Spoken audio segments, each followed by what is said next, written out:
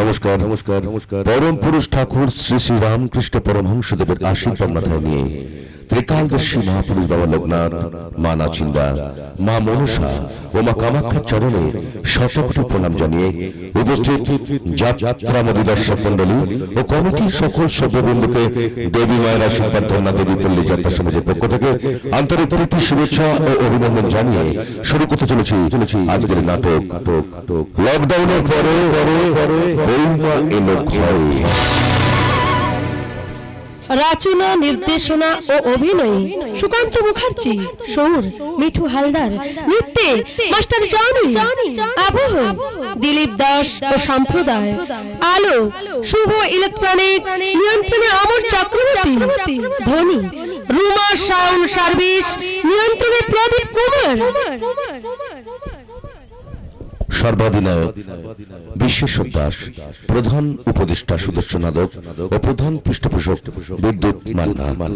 শুরু করতে চলেছি তরুণ তুর্কি প্রযোজক সর্বেশ্বর দাস প্রযোজিত দেবী মায়ের আশীর্বাদ ধন্যা দেবী পল্লী যাত্রা সমাজ পরিবেশিত 1427 বঙ্গাব্দের ভিন্ন স্বাদের সামাজিক যাত্রাপালা লকডাউনের পরে বৌমা এলো ঘরে। লকডাউনের পরে বৌমা এলো ঘরে। লকডাউনের পরে বৌমা এলো ঘরে।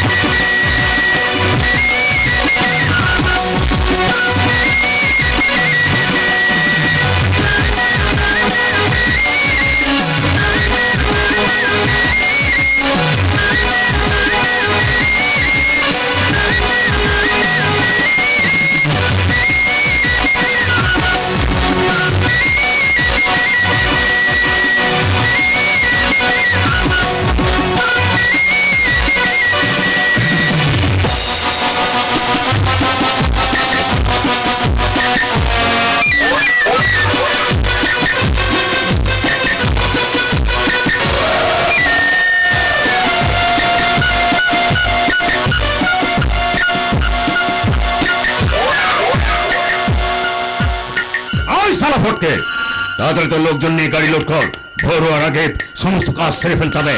লকডাউন লকডাউন লকডাউন সারা বিশ্বকে স্তব্ধ করে দিয়েছে করোনা ভাইরাস। করে রেশনের সমস্ত চাল পাচার করে দিতে হবে, তার বিনিময়ে শান্তিপুর গ্রামের সমস্ত মানুষকে খাবো পোকা ধরা চাল। ওরা দোষটাকে চাপবে সূর্য নারায়ণ মুখার্জির উপর।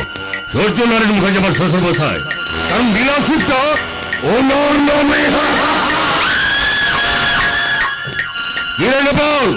আর কত বাকি? আরে দাদিগর মোটা বকশিস পাবি। সম্রাট সেন পাক্কা হারামির বাচ্চা।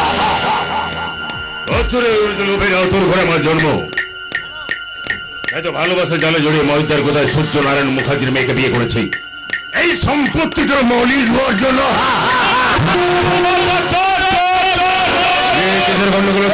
গ্রামের লোক জানতে পেরে গেল চাল চুরি হচ্ছে। না না, আমাকে জানতে হবে, জানতে হবে, আমাকে সব কিছু জানতে হবে।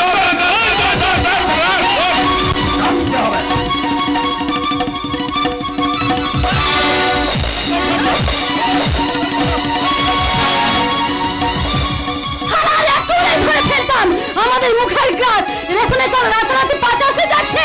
ধরতে পারলেই লাঠির বাড়ি মেরে মাথা দুভাগ করবে। সারা চাকরি নেই, কোনো কাজ নেই, সমস্ত মানুষের লকডাউনের বাজারে বেকার হয়ে বসে আছে। বস্তির মানুষগুলো না খেতে পেয়ে মরছে, আর ওরা সারা চাল চুরি করছে, গরিব মানুষের পেটের দুয়ার অন্ন কেড়ে নিচ্ছে। ওই সারা সম্রাট সেন আর মহিদাস মন্ডলের কাজ, ওরাই লোক লাগে এইসব কাজ করছে। একবার আসো আসো আমাদের বস্তিটা ভাড়া আদায় করতে। কিন্তু তোরা তো বলেছিলে এই বস্তির মালিক সূর্য নারায়ণ মুখার্জি। তাতে কি হয়েছে?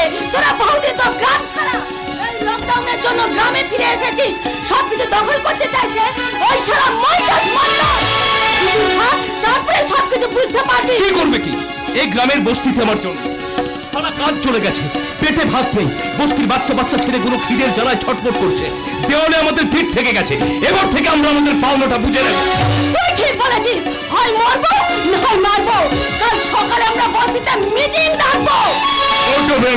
ছুটতে এলাম, এখানে সবাই বলা বল করছে, কি একটা গন্ডগোল হয়েছে, কি যে বল। আমি এখানকার দাদা। কি হয়েছে আপনি জানেন না? রেশন গোডাউন থেকে চাল চুরি হচ্ছে, আর এই সব কাজ করছে আপনার লোকজন। আপনি লোক লাগে রাতারাতি রেশনের চাল ছড়িয়ে দিচ্ছেন। এসব তোরা কি বলছিস? আমরা এই আন্দোলন করে ব্যবস্থা করেছি, গরিব মানুষ যাতে খেতে পায়। কোন সালাই কাজ করেছে? আমি তোর কিছুই জানি না। জানেন না? না জেনেও না জানার ভান করছেন। এইভাবে আপনার দাদাগিরি বেশি দিন চলবে না। খবরের কাগজ আর টিভির পর্দা খুললেই শুধু রেশন কেলেঙ্কারি। কেন গরিব মানুষের পেটের দুবার অন্ন কেড়ে নিচ্ছেন? আরে তোরা আমাকে ভুল বুঝছিস। এতদিন পর গ্রামে ফিরে এসে আপনার আসল চেহারাটা আমরা চিনে ফেলেছি। শালা একটা বাস্তু ঘুঘু। দেখতে পার খবর ফাঁকা, বেশি বাড়াবাড়ি করলে না তোদের এই বস্তিতে আগুন নেই, তোদের সবকটাকে বেগুন করা। এই গতঙ্গ বলে এখানে চলে যাও। মনে রাখিস, আমি এখানকার দাদা। আমার কথা পার্টির সকালে ছেলে উঠে আর বসে। আমি নিজেই খেলোয়াড়, নিজেই রেফারি, নিজেই করে দাদাগিরি। আর বেশি দিন আপনার দাদাগিরি চলবে না। রেশন গোডাউন থেকে চাল চুরি করছো আর মুখে বড় বড় কথা বলছো। শালা চাল চোর। ওই শালি কুত্তির বাচ্চা, বড্ড বার বেড়েছিল। আপনার পাঁচটা দেখেছি, ওই বালু কেটে দেওয়া। তারা তোদের বস্তির সব লোকেদের 2 মাস করে ভাড়া বাকি। তোদের সব কটাকে আজ আমি বস্তি থেকে তারা বস্তা। ওই বস্তির মালিক আপনি নন, সূর্যনারায়ণ বাবু। আমরা সূর্যনারায়ণ বাবুর সঙ্গে দেখা করব। সূর্যনারায়ণ বাবুর সঙ্গে দেখা করবি তা জানো? করোনা হবে না, এখন গোটা সম্পত্তিটা আমি দেখাশোনা করি। আমি ওপরের একমাত্র জামাই, আমি যেটা বলবো সেটাই শেষ কথা। না, আপনার বলার দিন শেষ হয়ে গেছে। এবার বলবো আমরা, আর শুনবেন আপনারা। আপনার নামে আমরা ওপর মহলে রিপোর্ট করবো। ওপর মহল ভালো হলে কি হবে? এইসব চামচিগুলো দেশটাকে শেষ করে। কথা বলছিস, এইবার তোকে কে বাঁচাবে? তোর কোন বাপ বাঁচাবে?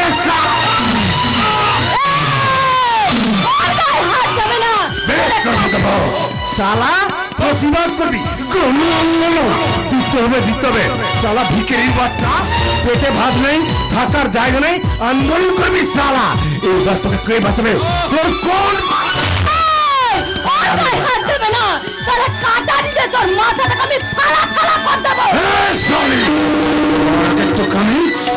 জবাব চাইছে আমার কাছে? তোরা কে রে? তোদের কাছে আমাকে জবাব দিতে হবে। ওরা করি যাই শূন্য ছাড়া চেনে না। ওদের কিচ্ছু নেই। ওদের মাথার উপর ছাদ নেই, কারখানায় চাকরি নেই, স্কুল কলেজে শিক্ষা নেই, গ্রামে পথে জায়গা নেই, অনুসরণ করার মতো নেতা নেই, প্রেরণা যখন প্রেম নেই, ওদের প্রতি সম্ভাষণের কোনো দরদ নেই। ওদের সব চলে গেছে, সব। তাই এসে দাঁড়িয়েছে রাস্তার মধ্যখানে। কোথা থেকে আসছে সেই অতীতের স্মৃতি নেই, কোথায় দাঁড়িয়েছে সেই বর্তমানের গতি নেই, কোথায় চলেছে নেই সেই ভবিষ্যতের ঠিকানা। আর বেশিক্ষণ এখানে দাঁড়িয়ে থাকলে না, এই পিস্তলের একটা গুলিতে তোর ঠিকানা আমি স্বর্গে করে দেবো। ওই রকম 2-4টে মাল সব সময় আমার শরীরে সাঁটা থাকে। দেখি মালটা ধর, এ তো পাতি মারলে ধর। দেখে তো মনে হচ্ছে সিরিয়াস মাল। কোথা থেকে উদয় হলে? আগে তো কোনোদিন এখানে দেখিনি। কেন এসেছো তুমি এখানে?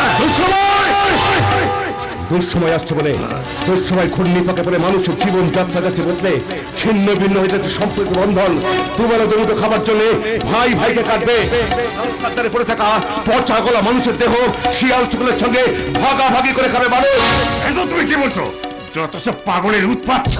বেটি কি বললাম সব রাখছেন? চোখ থাকতো কি অন্ধ? খবরের কাগজ কি টিভির পর্দা খুলে দেখতে পারবেন কি আপনারা?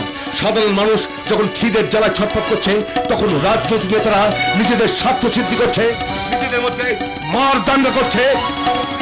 প্রতিদিন ধর্ষিত হচ্ছে শিশু থেকে যুবতী নারী, এমনকি 70 বছরের বৃদ্ধ পর্যন্ত বাদ পড়ছে না। এখানে বিচারের বাণী নীরবে নির্বিঘ্নে কাজ। और एक मिनट এখানে দাঁড়িয়ে থাকলে না তোকে আবার কাঁদতে হবে। দেখবি ডাকবো আমার লোকজন। আরে রাখুন আমার লোকজন। এই বস্তুতে খবর দে, সবাইকে ধরে দেবো। আমরা চেন, আমরা নয়, কাঁদবো তোমরা। আর সেদিনটা আসতে বেশি দেরি নেই। যাদের জন্য মানুষ শিক্ষা হারাচ্ছে, যাদের জন্য হাসপাতালগুলো হয়ে উঠছে মানুষ মারার কল, তারা তোমাদের ঘর থেকে বার করে এনে পেটাবে, আগুন লাগিয়ে ঘর বাড়ি জ্বালিয়ে দেবে। আসছে সেদিন, সেদিন আসতে বেশি দেরি নেই। দেখবি ফোন করো মৈতুল মন্ডলকে, এখন এসে তোকে জেলে পুরে দেবে। বড় বড় কথা বলা বেরিয়ে যাবে শালা। অতীতে বলেছি, বর্তমানে বলছি, ভবিষ্যতে বলবো। তুমি কে বলো তো? আরে তো তারা কিছু এসেই যখন পড়েছি, পরিচয়টা একদিন একদিন ঠিক হয়ে যাবে। তবে এইটুকু জেনে রাখ, এই গ্রামে আমার জন্ম। এই গ্রামের প্রতিটা মানুষ, কেউ আমার কাকা, কেউ জ্যাঠা, কেউ ভাইয়ের বাড়ি। শোনাচ্ছেন এবার থেকে একটু দেখে শুনে চলাফেরা করার চেষ্টা করবে, কারণ এই শান্তি বলে কোনো অশান্তি আমি হতে দেব না। তোকে আমি দেখে নেবো। বেশিদিন এই গ্রামে তুমি থাকতে পারবে না। আমরা হচ্ছে এখানকার দাদা। সাপের গর্তে তুমি হাত ঢুকেছো, সবল তোমাকে খেতেই হবে। তোর জমনি খাও, আমি খুব শীঘ্রই টেনে দেবো শালা। আরে এই তো সবে এন্ট্রি নিলাম, এর মধ্যে যদি মেরে দিস তাহলে নাটকটা জমবে কি করে? এই তো সবে খেলা শুরু রে। সেই খেলা শেষ করবো আমি, তোর লাশ ফেলে শালা। বাবু আপনি? বাবু নয় রে, আমিও তোদের মধ্যে একজন পরিযায়ী। চাকরি হারিয়ে গ্রামে ফিরে এসেছি, ফেরার ইচ্ছে ছিল না কোনোদিন, তবু চলে এলাম। এবার থেকে তোদের সঙ্গে থাকবো, তোদের পাশে চলবো।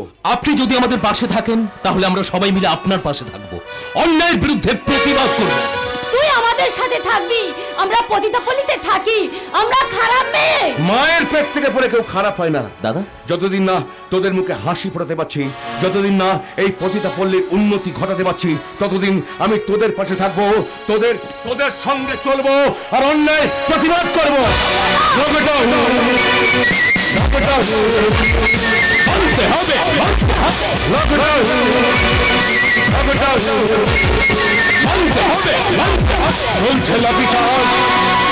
হাজার হাজার মানুষ চাকরি হারিয়ে ফিরছে ঘরে, কত শত মরছে মানুষ corona virus, corona virus, corona virus.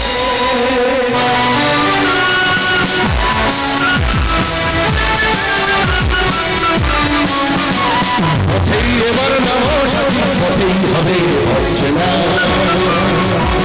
পথেই এবার নামস, পথেই হবে হচ্ছে না। সমস্যা কোনো হবে হবেই জানা, পথেই এবার নামস, পথেই হবে হচ্ছে না।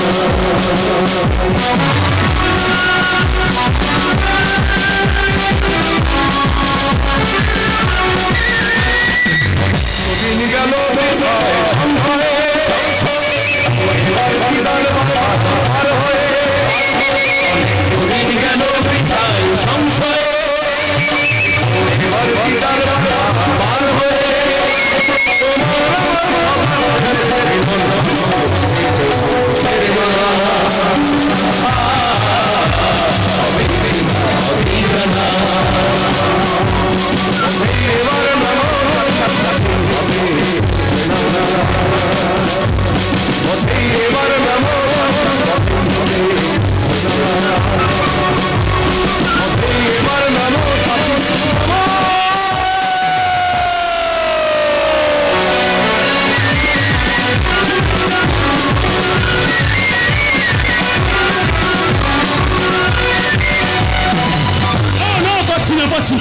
দিনের পর দিন সামরায় অন্যায় কাজ আমি কিছুতেই মেনে নিতে পারছি না। আমি সূর্যনারায়ণ মুখার্জি, এক সময় শান্তিপুর গ্রামের জমিদার ছিলেন আমার পূর্বপুরুষ। আজ জমিদার থেকে হয়েছি ব্যবসাদার, কিন্তু সামরায় অন্যায় অত্যাচার আমি কিছুতেই মেনে নেব না। কি করেছে বাবা সম্রাট? কি করেনি তুই বল মা? একটার পর একটা অন্যায় কাজ করে চলেছি। এই অঞ্চলের মানুষের কাছে আমার এই উঁচু মাথাটাকে নিচু করে দিই। জানিস মা, তোকে কি বলবো লজ্জার কথা, কাল রেশনের গোডাউন থেকে বস্তা বস্তা চাল চুরি করেছি। এই গ্রামের মানুষের কাছে আমি কি করে মুখ দেখবো বলতে পারিস প্রতিমা? এত নিচে নেমে গেছে সম্রাট। কি দেখি যে তুই ওকে ভালোবেসে বিয়ে করলি? কে জানি, আমি তোকে তখন কত করে বারণ করলাম, তুই আমার কোনো কথা শুনলি না প্রতিমা। এখন এই নিয়ে পুলিশ কেস হবে, আমি কি জবাব দেবো বলতে পারিস প্রতিমা? তুমি চিন্তা করো না বাবা, অন্যায় যদি করে থাকে তার শাস্তি তাকে পেতেই হবে। আমি কিছুই মনে করব না। মাঝে মাঝে আমার মনে হয় সত্যি কি আমাকে ভালোবাসে নাকি? প্রচন্ড ভালোবাসি আমি তোমার প্রতিমা। বলো তোমার জন্য আমাকে কি করতে হবে? এমন কিছু করো না যাতে আমার বাবার উঁচু মাথাটা মানুষের কাছে নিচু না হয়। তুমি আমাকে মশা মশা মারলাম। দেখো দেখো অনেকটা রক্ত খেয়ে নিয়েছে গো। শালা আমার বউয়ের রক্ত খেয়ে পালিয়ে যাবি ভেবেছিলি? আমার বউয়ের জমিদার রক্ত। হ্যাঁ, এই বংশের রক্তের দাম দাও তুমি। বুঝলো কত মূল্য? কেন বাবা বিক্রি করবেন নাকি? খদ্দের ডাকবো? চুপ করো, বেশি বাজে বকো না। ঠিক আছে বকবো না, শুধু শুনবো। কাল রাতে তুমি গোডাউন থেকে চাল চুরি করেছো। কি হলো, কথা বলছো না যে? বলবো। কি বলবে? বলার কি আছে তোমার? বাবা আপনি কি বিশ্বাস করতে পারেন আমি এই কাজ করতে পারি? লোকে তাহলে বলছে কেন? হিংসে হিংসে, সবাই আমার উপর হিংসে করে বলছে। আমার সুখ কেউ সহ্য করতে পারে না। একদিন দেবো শালা সব কটাকে মশা মশা মারলাম বাবা। হ্যাঁ? দিনের বেলায় তো মশা কোথা থেকে এলো বাবা? বাবা আপনি দোতলার ঘরে যান, চারিদিকে যা ডেঙ্গু হচ্ছে, যদি আপনার কিছু হয়ে যায়। না, আমি কারখানায় যাব। কেন বাবা আপনি কারখানায় যাবেন কেন? এখন তো আমরা সমস্ত ব্যবসা আমি দেখাশোনা করি, আমি এই বাড়ির একমাত্র জামাই। একসময় তুমি ছিলে আমার মাইনে করা সামান্য কর্মচারী। সেই সামান্য কর্মচারী থেকে অসামান্য বুদ্ধি খরচ করে আপনার মেয়েকে বিয়ে করে আমি হচ্ছে এ বাড়ির একমাত্র জামাই। একদিন সমস্ত সম্পত্তির মালিক হবো আমি। কিন্তু কোনোদিন যদি আমার ছেলে সংকল্প ফিরে আসে? আমার মাথা খারাপ হয়ে গেছে, তাই ভুলভাল বলছেন। সম্রাট 12 বছর আগে যে বাড়ি ছেড়ে চলে গেছে, বেঁচে থাকলে সে একদিনও আসতো না। এতদিনে মরে ভূত হয়ে গেছে। তুমি এতটা জোর দিয়ে বলতে পারো না যে দাদা বেঁচে নেই? না বেঁচে নেই। এই বলছি বাবা এবার থেকে সমস্ত দায়িত্ব আপনি আমার উপর ছেড়ে দিন। অবসর নিন বাবা, কাজ থেকে অবসর নিন। কারণ আপনি ভালো করে জানেন আমি যেটা মনে করি সেটাই করি। পারবে না। আমার দৃঢ় বিশ্বাস আমার সংকল্প একদিন ফিরে আসবে। ঘর যান তো। বাবা বাবা শান্ত, বাবা শান্ত, চিৎকার করো না। এমনিতে তোমার দুবার হার্ট অ্যাটাক হয়েছিল। আর একবার হলেই শেষ। এমনিতে লকডাউন চলছে, মরা পড়ানোর লোকজন পাওয়া যাচ্ছে না। তাই বলছি বাবা আপনি ওপরের ঘরে গিয়ে বিশ্রাম নিন বাবা। হ্যাঁ যাচ্ছি, তবে যাওয়ার আগে তোমাকে একটা কথা বলে যাই। হ্যাঁ বলুন। তুমি আমার মেয়েকে ভালোবেসে বিয়ে করেছো, এ বাড়ির জামাই। তুমি মনে করো না তোমার সব অন্যায় আমি মেনে নেব? বেশিবার বেরোনো সম্রাট। তুমি যে সুতোর উপর ভাব দিয়ে উঠতে চাইছো, প্রয়োজন হলে সেই সুতোটা আমি কেটে দেব। এই আমি জমিদার সূর্যনারায়ণ মুখার্জি।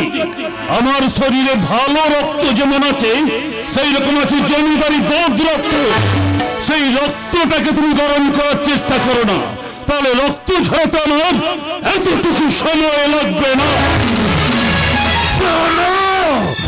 এই তোমার বাবাকে সংকল্পের নাম উচ্চারণ করতে বারণ করবে। যে শালা দাদা সম্মান রেখে তুমি কথা বলো। তাছাড়া তুমি এতটা জোর দিয়ে বলছো কি করে যে দাদা বেঁচে নেই? বেঁচে নেই।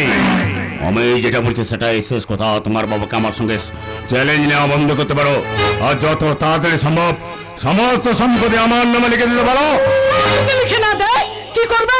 কি করবে তুমি? তোমাদের সবাই কি করবে? মেরে দেবে? বাবার বারণ সত্ত্বেও আমি তোমাকে ভালোবেসে বিয়ে করেছিলাম।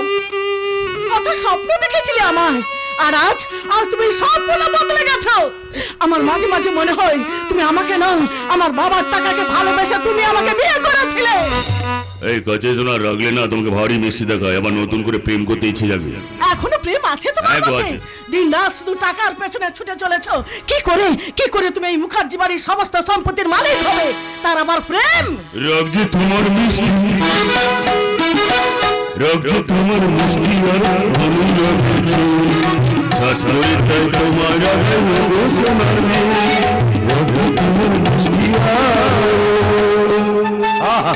কি প্রেম!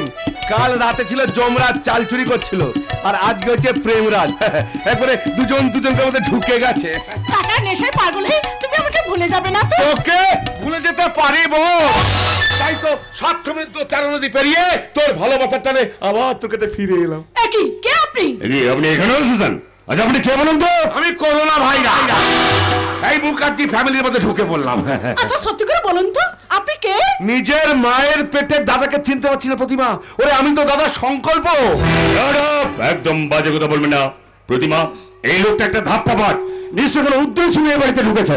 আচ্ছা সম্রাট, কাল রাত থেকে তুমি আমার উপর এত রেগে আছো কেন বলতো? কাল রাতেই আমি তোমাকে কথাটা বলতে পারতাম, যখন তুমি চাল চুরি ব্যাপারটা আমার বোনের সামনে চলবো না, ওর মুখটা নিচু হয়ে যাবে। চলে যান আপনি। এসব তুই কি বলছিস প্রতিমা? এই মুহূর্তে এখান থেকে চলে যান। আমার দাদার চেহারার সঙ্গে আপনার খানিকটা মিল থাকলেও কিন্তু তার কণ্ঠস্বর, তার মুখের সঙ্গে আপনার অনেক পার্থক্য। চুপ করুন আপনি। সংকল্প দা আমার নিজের মায়ের পেটে দাদা। আমি পরিষ্কার বুঝতে পারছি শুধুমাত্র সম্পত্তি লোভে আপনি আমার দাদা সেজে এসেছেন। তুই আমাকে অস্বীকার করছিস? বল। করছি কারণ আজ দীর্ঘ 12 বছর ধরে আমি আমার দাদার আসার পথে বসে আছি। কবে কবে আমার দাদা আমার কাছে ফিরে আসবে?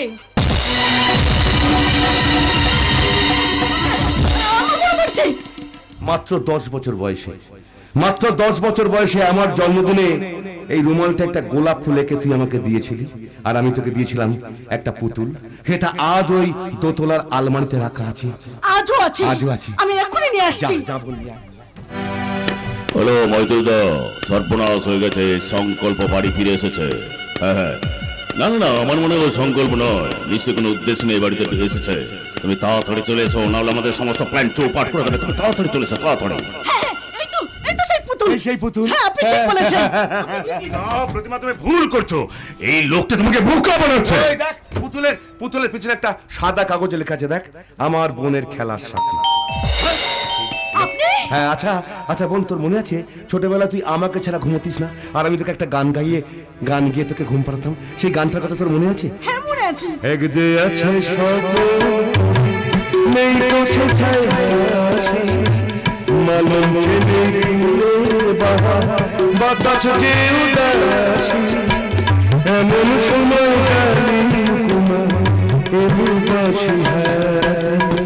গল্প সন্ধ্যার পালা নিঝুম নিশিরা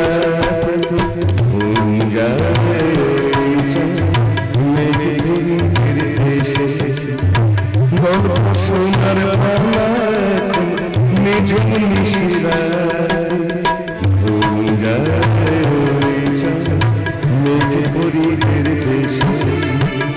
কে গাইলো আজ আবার নতুন করে এই বাড়িতে গান? কে গাইলো? এই তো বাবা এসে গেছেন, এবারে আসল সত্যটা সবার কাছে প্রমাণ হয়ে যাবে। সালাদটা জালিয়াত। তুমি বাবা, বাবা, বাবা কেমন আছো? বাবা কেমন আছো?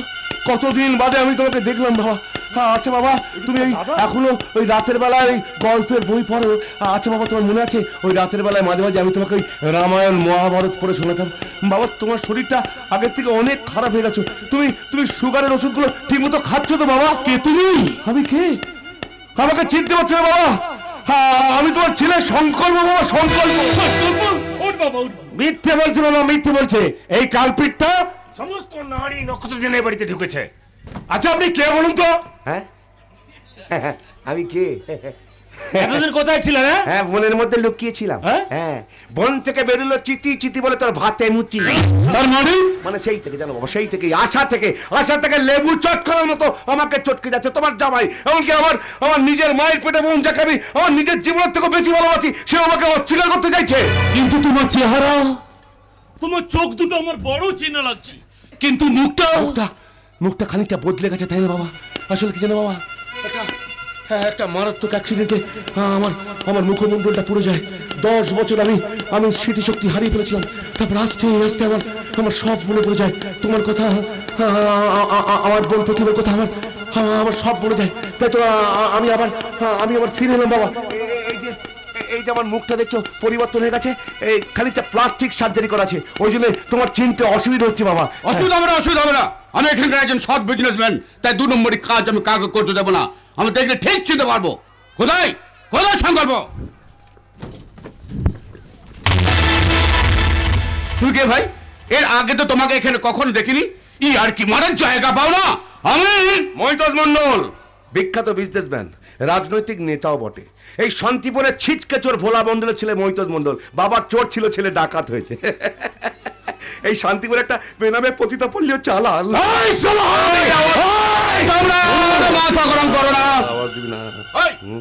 সত্যি করে বলো তো, তুমি কে ভাই? আমি ছেলে ভাই।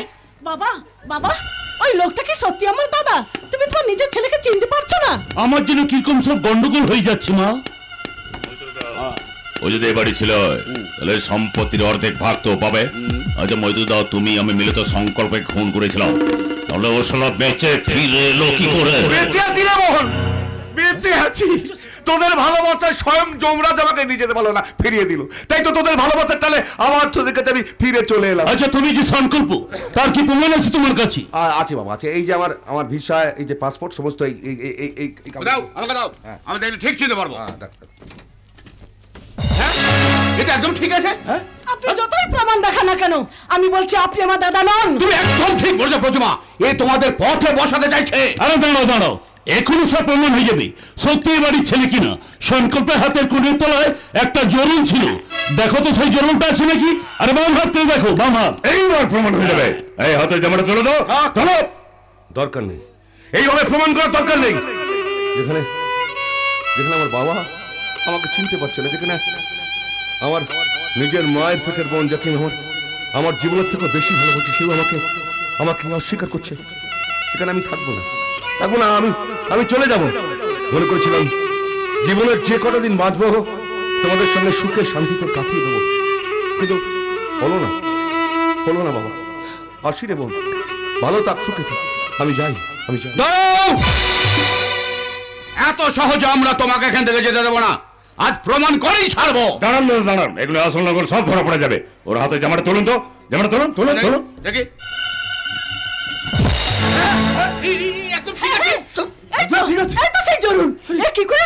সম্ভব রে বোন, সম্ভব। সত্য যে চিরকাল সত্য, তাই তো সম্ভব। এবার আমি বলছি, আমার বাবার ঘাড়ের নিচে একটা কালো তিল আছে।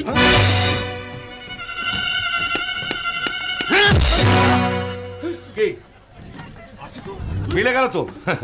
এবার আর একটা কথা বলছি, যদিও সেটা আমার বলা উচিত না, কারণ আমার বোন এখন অনেক বড় হয়ে গেছে। তবু প্রমাণের জন্য, তোমাদের কাছে প্রমাণের জন্য আমি বলতে বাধ্য হচ্ছি সে কথাটা। ছোটবেলায় আমি যখন আমার বোনকে সাবান মাখিয়ে স্নান করে দিতাম, তখন দেখেছিলাম ওর নাভির নিচে একটা তিল আছে। না, কি করে সম্ভব? ওই লোকটা যে আমার শরীর সম্পর্কে সব হুব বলে দিচ্ছে, তবে কি আমার সেই হারিয়ে যাওয়া দাদা? শালা আমার বউয়ের নাভির নিচে তিল আছে, এতদিন শালা আমি কিছুই জানি না। ওই দেখি কোথায় তিল আছে, দেখি। এ কে রে? হ্যাঁ, এ স্বামী না আসামি? হ্যাঁ, বউয়ের কোথায় কি আছে জানে না? ও ভায়া, ওটা অন্য সময় দেখে নিও। এই তো আমার হারিয়ে যাওয়া ছেলে সংকল্প। ওরে প্রতিভা, তোর দাদা ফিরে এসেছিলি, এই তো আমার ছেলে সংকল্প। স্যার ভুল করছেন, আমি বলছি সংকল্প নয়। তুমি আমার দাদা। সম্রাট প্রতিভাকে বোঝাও, তাহলে এতদিন সব প্যান আমাদের শেষ করে দেবে ওই লোকটা। কি করে সম্ভব দাদা? আমার বউয়ের কোথায় কি তিল আছে ওই হারামজাদাটা সব বলে দিচ্ছে।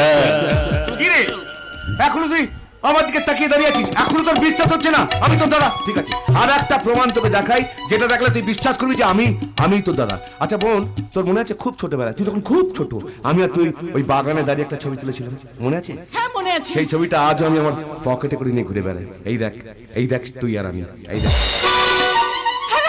এবার মনে আছে তুমি আমার দাদা, তুমি আমার সত্যিকারের দাদা। তুই ভুল করছো, আমি যে তোমাকে কি করে বোঝাই? দাদা একদম ওর কাছে যাবে না, তুমি আমার হাত ছেড়ে দাও। এখন আমি তোমার সঙ্গে কোনো কথা বলবো না। এখন আমার দাদা ফিরে এসেছে, আমি আমার দাদার সঙ্গে কথা বলবো। ঈশ্বর আছি, তাই এত বছর পর আমি আমার হারিয়ে যাওয়া ছেলেকে ফিরে পেলাম। আমিও কোনোদিন ভাবতে পারিনি তোকে আবার আমি ফিরে পাবো। আমি তোমাকে যে কি করে বোঝাই, আমি আর মহিতোষদা মিলে তোমার দাদাকে কি করছো? কি রে, বৌমাকে নিয়ে এলি না? সেই যে অষ্টমঙ্গলা করতে গেল, আর ফিরে এলো না। তারপর তোর ফোন থেকে একটা ফোন আসি, তুই বললি আমি আর কোনদিন বাড়ি ফিরবো না, এখানে আমার বউ আছে। সেই কথা শুনে বৌদি আর ফিরে এলো না। তারপর আমি গিয়েছিলাম, শুনলাম মহেশপুর থেকে নাকি ওরা চলে গেছে। আমি অনেক জায়গায় খুঁজেছি, কিন্তু কোথাও খুঁজে পাইনি। আসবে বাবা, আসবে। তোমার ছেলে যখন ফিরে এসেছে, তোমার বৌমাকে আমি ঠিক ফিরিয়ে নিয়ে আসবো। প্রথমে ছেলে এলো, এরপর বৌমা আসবে। কেউ আসবে না, আমি এখানে কাউকে আসতে দেব না।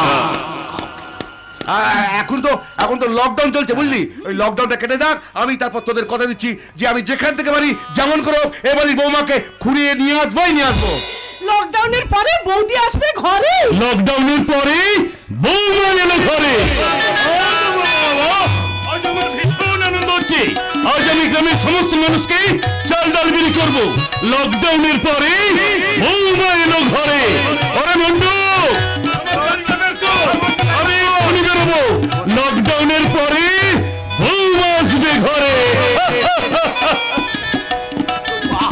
তোমার বাবা বস তোমার ভুল করছেন, আমি বুঝছি তোমার দাদা নয়। আমি বলছি আমি তোমার স্বামী।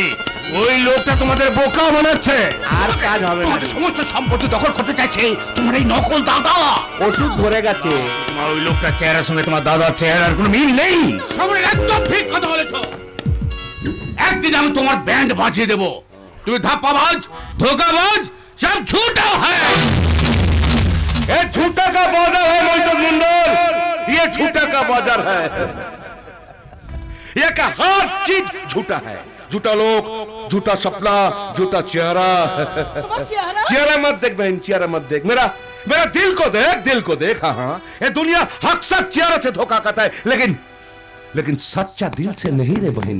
दादा दिल को देखो, चेहरा न देखो। दिल को देखो, चेहरा न देखो। चेहरे से लाखों में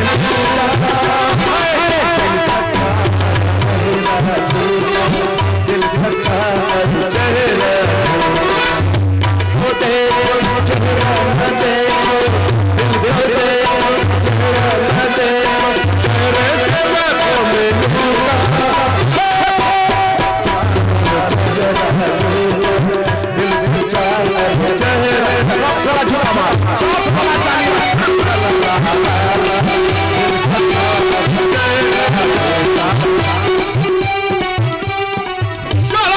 বাচ্চা উত্তর বাচ্চা কোথা থেকে উড়ে আসে সুরে বসো। সংকল্প মরেনি, বেঁচে আছে। তার এখন কি হবে? প্রমাণ করতে হবে। যেমন করে প্রমাণ করতে হয় সংকল্প নয়, ওই মুখার্জি বাড়ির সমস্ত সম্পত্তি আমাদের হাতের মুঠোয় নিয়ে আসতে হবে।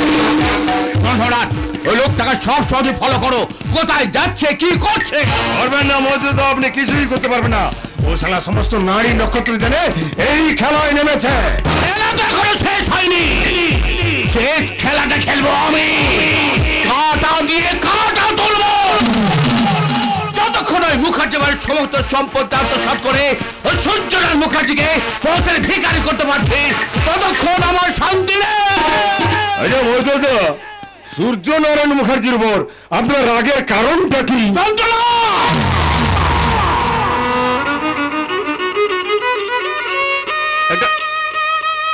একটা পুরনো যন্ত্রণা আমাকে সব সময় কুড়ে কুড়ে খায়। সেদিন কথা আজ আমি বলতে পারিনি। এই জমিদার বাড়ির এক মেয়েকে আমার বাবা ভালোবেসে বিয়ে করেছিল। সেই থেকে শুরু হলো অশান্তি। আর এই বিয়েটাকে সূর্যনারায়ণ বাবা প্রতাপ নারায়ণ কিছুতেই মেনে নিতে পারেনি। সংসারে প্রচুর অভাব, নুন আনতে পান্তা পুড়িয়ে যায়। আমি তো খুব ছোট, কেন আমার ভাইটা সর্বন্ত হয়েছে। একদিন মৃত্যু চোর বদনাম দিয়ে ওই প্রতাপ নারায়ণ চৌধুরী আমাদেরকে মারতে মারতে গ্রাম থেকে বার করে দিয়েছিল। লজ্জায় ঘেন্না আমার মাটা আত্মহত্যা করেছিল।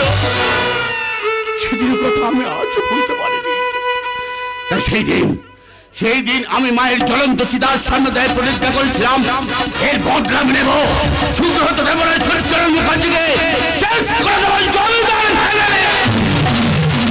তাই এখন আমি বড় হয়ে এই গ্রামে ফিরে এসেছি।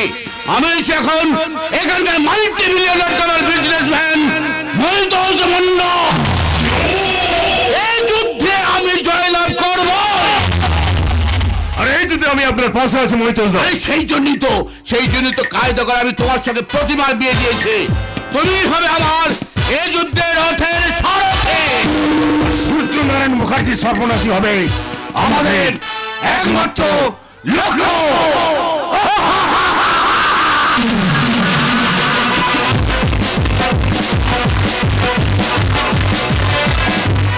Ladies and gentlemen, welcome to Moonlight Night Club.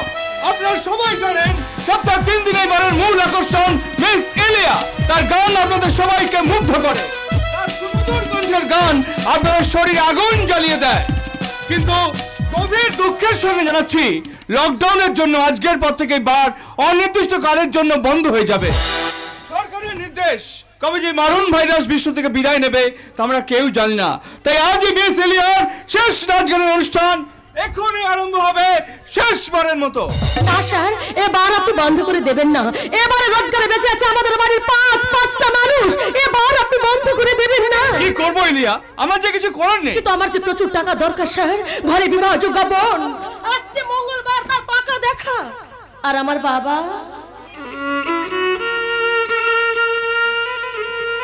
যে মানুষটা সারা জীবন কষ্ট সহ্য করে সামান্য চাকরি করে আমাদের 3 ভাই বোনকে মানুষ করেছে সেই মানুষটা আজকে মৃত্যুর সঙ্গে লড়াই করছে। যেমন করে হোক আমার বাবাকে যে বাঁচাতেই হবে স্যার। কি হয়েছে তোমার বাবা? ক্যান্সার, গলায় ক্যান্সার। ও মাই গড! বাঁচবে স্যার, বাঁচবে। ডাক্তার বলেছে ফার্স্ট স্টেজ, এখনো বেশি বাড়াবাড়ি হয়নি, তবে বোম্বে নিয়ে গিয়ে একটা অপারেশন করতে পারলে আমার বাবা যে সুস্থ হয়ে যাবে। জানেন স্যার, বাবাকে দেখলে আমার খুব কষ্ট হয়। খুব ছোট্টবেলায় আমরা আমার মাকে হারিয়েছি, তারপর থেকে বাবা আমাদের কোলে পিঠে করে মানুষ করেছে। সারা জীবন শুধু দিয়েই গেলেন, পেলেন না কিছু। মানুষটা, যে মানুষটা আমাদের জন্য এত করেছে, সেই মানুষটাকে যে আমাকে বাঁচাতেই হবে স্যার। তুমি আমার বাবাকে আমার কাছ থেকে কেড়ে দিও না। আমি আবার আপনার কাছে হাত জোড় করে অনুরোধ করছি স্যার, চাকরিটা আমার কেড়ে নেবেন না। এই চাকরিটা চলে গেলেই আমি এই সংসারটাকে বাঁচাতে পারবো না। আমার অনেক দায়িত্ব, বাবার চিকিৎসা, আমার যে প্রচুর টাকা দরকার। বুঝি, আমি সব বুঝি। শুধুমাত্র টাকার জন্য তুমি এই চাকরিটা করো, কিন্তু আমি যে নিরুপায়। আচ্ছা, তোমার এক দাদা আছে না, সে কি করে? কি আর করবে, সে যা রোজগার করে তার বড় শখ মেটাতে সব শেষ হয়ে যায়।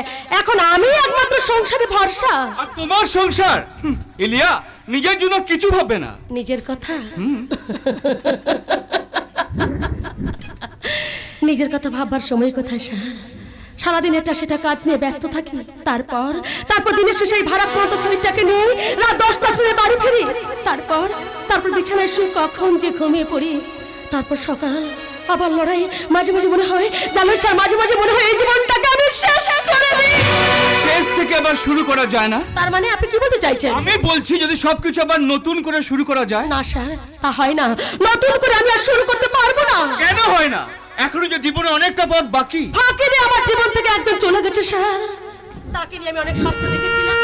তারপর বাবা দাদার কথায় আমি একজনকে বিয়েও করি, সে আমার জীবন থেকে হারিয়ে যায়। কিছু মনে করো না ইলিয়া, আমি তোমার দুর্বল জায়গায় আঘাত করলাম। না, মনে করার কি আছে? তুমি এবার যাও, সময় হয়ে গেছে। ঠিক আছে, আমি এক্ষুনি রেডি হয়ে আসছি। সত্যি একটা মানুষকে বাইরে থেকে দেখলে বোঝাই যায় না কত যন্ত্রণা বুকে নিয়ে সমাজের বুকে ঘুরে বেড়াচ্ছে।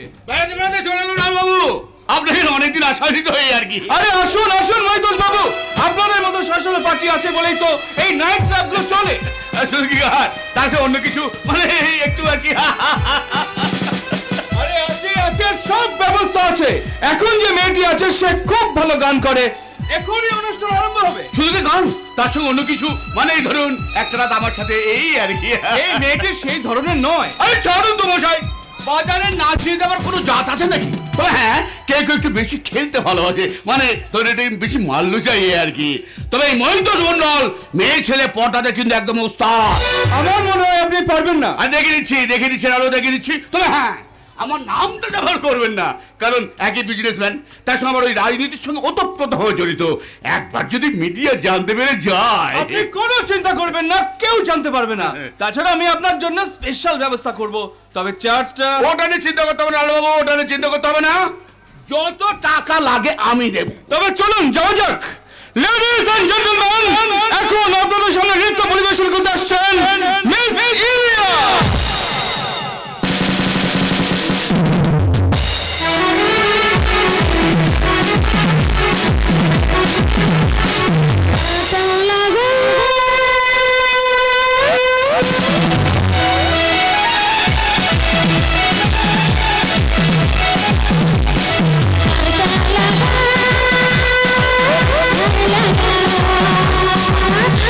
Raja, Raja,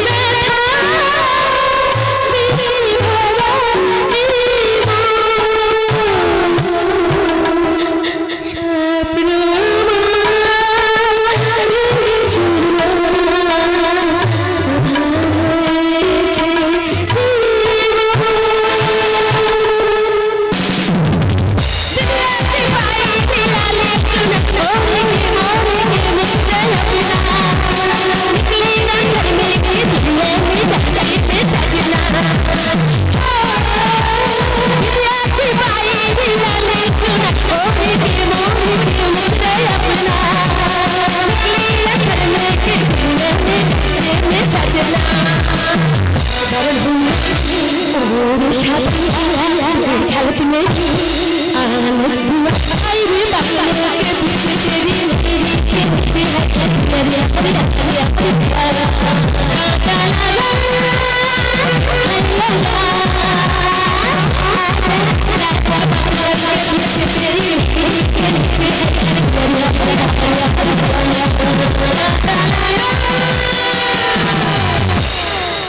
না ঠিক জমলো না, গানটা মন্দ নয় কিন্তু নাচটা ঠিক জমলো না। খোলামেলা পোশাক না হলে কি আর নাচ জমে? আপনি কি খোলামেলা পোশাক খুব পছন্দ করেন? টাকার বিনিময়ে মেয়েদের শরীরে লজ্জাটুকু কিনতে চান? বারে টাকা তুই নাচ দিতে এসেছি, এদের ঘরের বউকে দেখতে আসেনি। যারা বারে কিংবা হোটেলে নাচতে আসে ভুলে যাচ্ছেন কেন? তারা হচ্ছে কোনো না কোনো বাড়ির বউ বা কোনো না কোনো বাড়ির মেয়ে। ইলিয়া, দিন স্যার, টাকাটা দিন, অনেক রাত হলো, আমাকে যেন বাড়ি ফিরতে হবে। হ্যাঁ এই নাও। এত রাত্রে একা একা বাড়ি ফিরবে? বলছিলাম কি আজ রাতটা এখানে থেকে গেলে হতো না? না স্যার। কেন? তোমার জন্য অধীর আগ্রহে কেউ অপেক্ষা করতে বুঝি? তা সেই মহান ব্যক্তিটা কে ইলিয়া? আমি যদি তোমার মনের আশা মিটিয়ে দিই।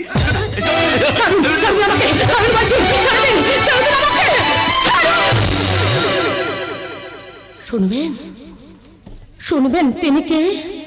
তিনি হচ্ছে আমার বাবা, ক্যান্সার পেশেন্ট। আমি রোজ রাত্রি বাড়ি করে না পর্যন্ত আমার বাবা না খেয়ে বসে থাকে। দিন স্যার, টাকাটা দিন। এই নাও, পুরো 3000 টাকা আছে। আরে কথা বলছিলাম, লকডাউনের তো বার বন্ধ হয়ে যাচ্ছে, এর কার কি করবে ঠিক করলে? দেখি কি করা যায়, ভাগ্য আমাকে কোন পথে টেনে নিয়ে যায়। আমার তার বাড়িতে বসে থাকলে চলবে না, আমার যে প্রচুর টাকা দরকার। চাকরি করবে? চাকরি আমার কাছে ভালো কাজ। ভালো কাজ তো ভালো মেয়েদের জন্য, আমাদের মতো বার ডান্সারের জন্য নয়। তার চাকরিটা কি শুনি? অভিনয় করতে পারবে? অভিনয়? অভিনয়? আমরা তো সবাই সব সময় অভিনয় করেই যাচ্ছি স্যার। এই পৃথিবীটা হচ্ছে একটা রঙ্গমঞ্চ, আর আমরা সবাই একজন অভিনেতা। কেউ সারা জীবন সুখের অভিনয় করতে পৃথিবীতে আসে, কেউ আবার দুঃখের অভিনয় করতে পৃথিবীতে আসে, তারপর অভিনয় শেষ করে তারা বাড়ি ফিরে যায়। চাকরিটা করবে না? ও হ্যাঁ, আপনি যেন কি একটা অভিনয় চাকরির কথা বলছিলেন না? বলুন কি চাকরি, কি অভিনয়, কোন নাটকে? না না, নাটক না। বাস্তবে ধরো কারো বইয়ের অভিনয়, কিংবা ধরো কারো প্রেমিকার অভিনয়। কার সঙ্গে? আপনার সঙ্গে প্রেমিকার অভিনয় করতে হবে বুঝি? না না, তোমার সঙ্গে প্রেমিকার অভিনয় করার ইচ্ছা আমার একদমই নেই। তাহলে বলুন কার সঙ্গে আমাকে প্রেমিকার অভিনয় করতে হবে? একজন আমি কত টাকা পাবো? আমার তো বাবার ক্যান্সার, আমার প্রচুর টাকা দরকার। তুমি যদি আমার কথা মতো কাজটা করতে পারো 1 লাখ, আর কাজটা শেষ করতে পারলে পাবে আরো 1 লাখ, মানে 2 লাখ টাকা পাবে তুমি। 2 লাখ টাকা অভিনয় করে পাবো আমি? 2 লাখ টাকা? বলুন কার সঙ্গে আমাকে প্রেমিকার অভিনয় করে তার টাকা পয়সা সম্পত্তি সব হাতে নিতে হবে? বলুন। না না না, ওসব কিছু করতে হবে না। একজনকে মদের সাথে ওষুধ খাইয়ে তাকে আস্তে আস্তে পাগল করে দিতে হবে। না, শুধুমাত্র টাকার জন্য একটা সুস্থ মানুষকে আমি পাগল করে দিতে পারবো না। না, এ জঘন্য কাজ আমি করতে পারবো না। পারবে না? কত টাকা লাগে বলো? 3 লাখ? 4 লাখ? দেখুন, আমি গরিব মানুষ, টাকার আমার খুব দরকার, কিন্তু এইভাবে টাকার লোভ আপনি আমাকে দেখাবেন না। তোমার বাবার ক্যান্সার সারার জন্য কত টাকা লাগবে বলো? 1 লাখ, 2 লাখ, 3 লাখ, 4 লাখ, 5 লাখ। আমি বলছি তুমি রাজি হয়ে যাও, এতগুলো টাকা তুমি অন্য কোনো পথে পাবে না। বলো, আমার কথা মতো কাজটা করতে পারবে? তার বিনিময়ে পাবে টাকা। আমি কি সমস্যা পড়েছি জানি না, এখন আমি কি করব কিছুতেই ভেবে উঠতে পারছি না। আমি বলছি তুমি রাজি হয়ে যাও, এই লকডাউনের সময় তুমি কোথাও চাকরি পাবে না, তাহলে বিনা চিকিৎসায় তোমার বাবা মারা যাবেন। আমার কথা মতো যদি কাজটা করতে পারো, আজই আমি তোমাকে কাজের অ্যাডভান্স বাবদ দেবো 1 লাখ টাকা। বলো রাজি? আরে বলো না রাজি, এসো না, বলো না রাজি, বলো রাজি।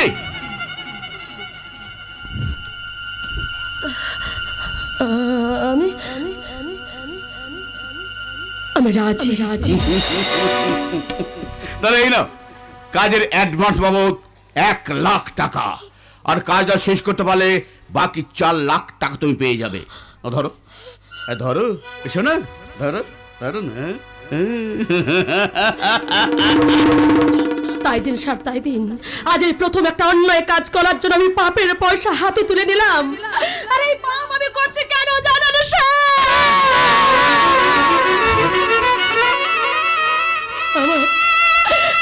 আমার অসুস্থ বাবার গলার ক্যান্সারের চিকিৎসা করার জন্য।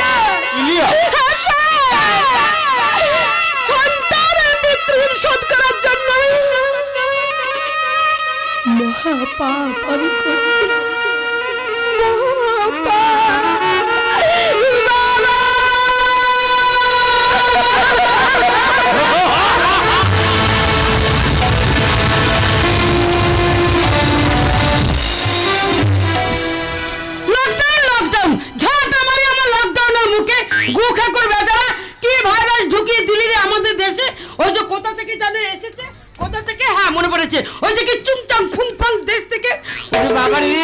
কতদিন ধরে বলছি, ওগো আমার একার পক্ষে এই সংসারে এত কাজ করা সম্ভব নয়, তা কে কার কথা শোনে? এখন তো আমার লকডাউন চলছে, একটা কাজের লোকও পাওয়া যাবে না। না না না, আমি পারবো না, পারবো না, পারবো না। বৌমা কোথায় গেলে? এই যে বৌমা, সন্ধ্যা হয়ে গেছে, ঠাকুর ঘরে সন্ধ্যাটা দিয়ে দাও মা। আমি পারবো না, এখন লকডাউন চলছে, ও কোনো সন্ধ্যা টন্ধে করবে না। সে কি বৌমা, লকডাউন বলে সন্ধে পড়বে না? না, পড়বে না। সেই সংসারে কাজ করে করে আমার গায়ের রংটা একেবারে কালো হয়ে গেছে। বাবা মা কত শখ করে আমার নাম রেখেছিল বিউটি। বিউটিতে নয়, যাদের জীবনটা আমার একেবারে পেছুতে হয়ে গেল।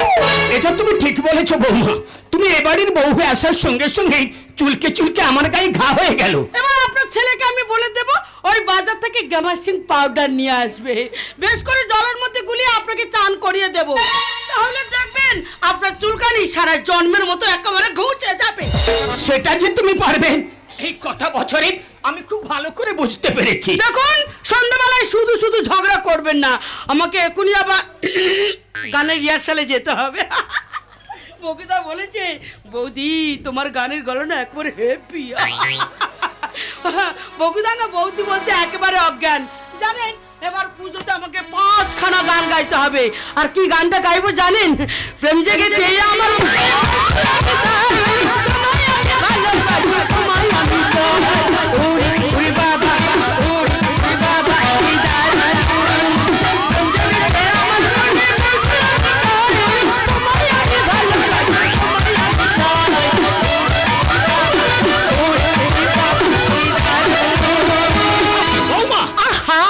কতবার বলেছি না ওই বৌমা বলে ডাকবেন না।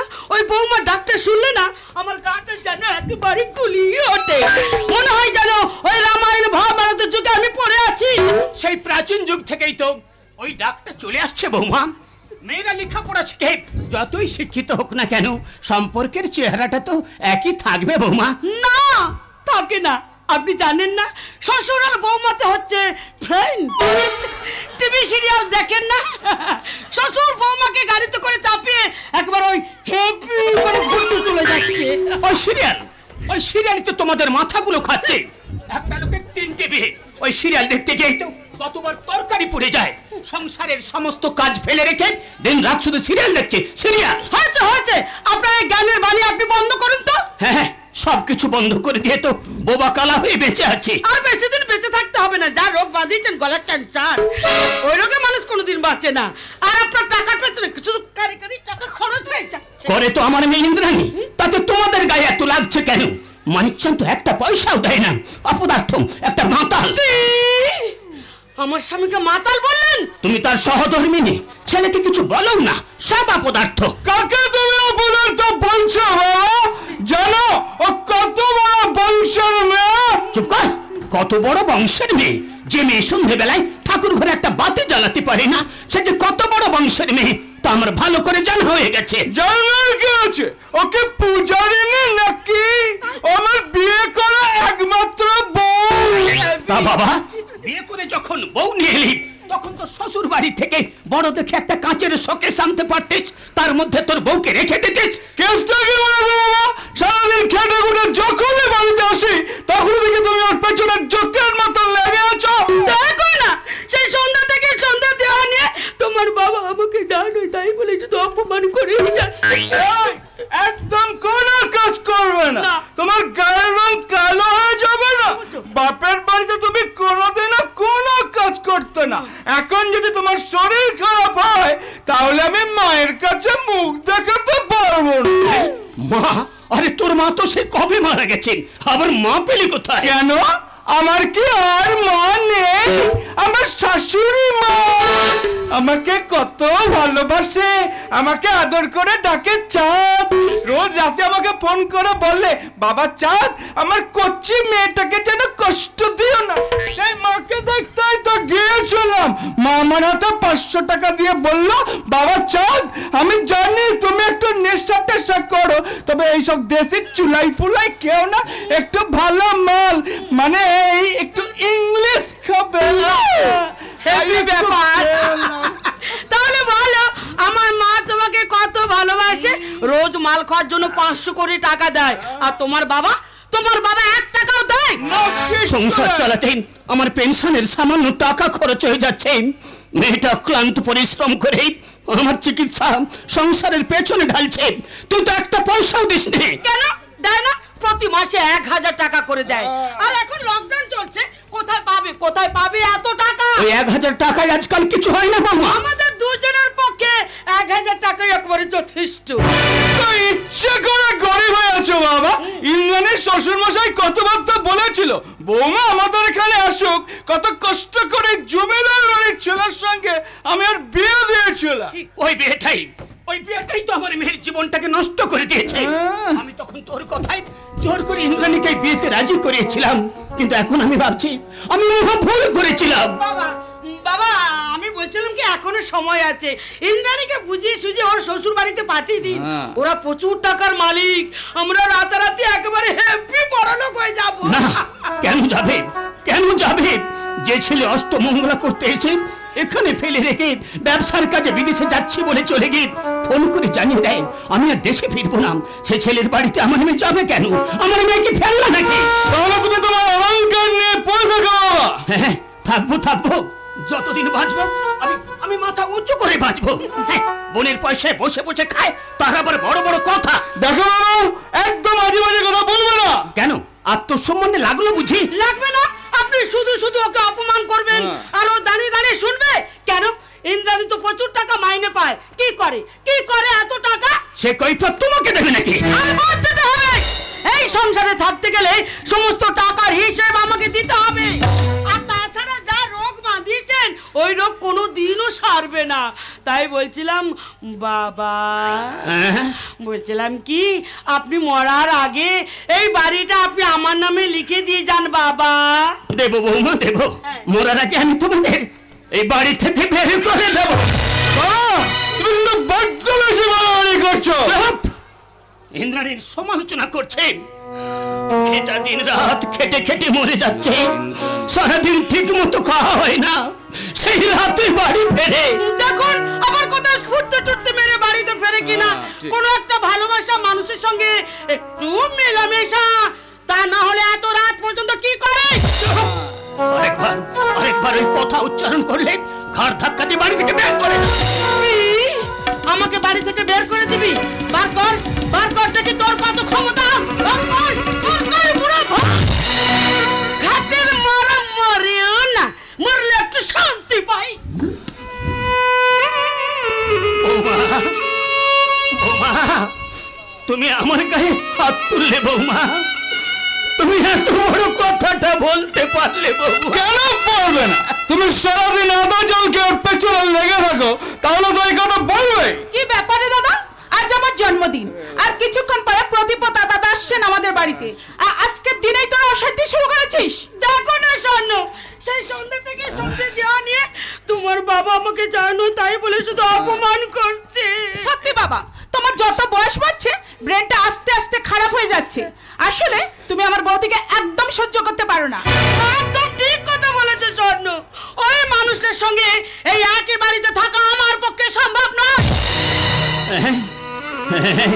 সেই বরং ভালো, তোরা বরং আমায় কোনো বৃদ্ধাশ্রমে পাঠিয়ে দে। জীবনে নিজে কটা দিন বাঁচবো, একটু শান্তিতে বাঁচবো, একটু শান্তিতে।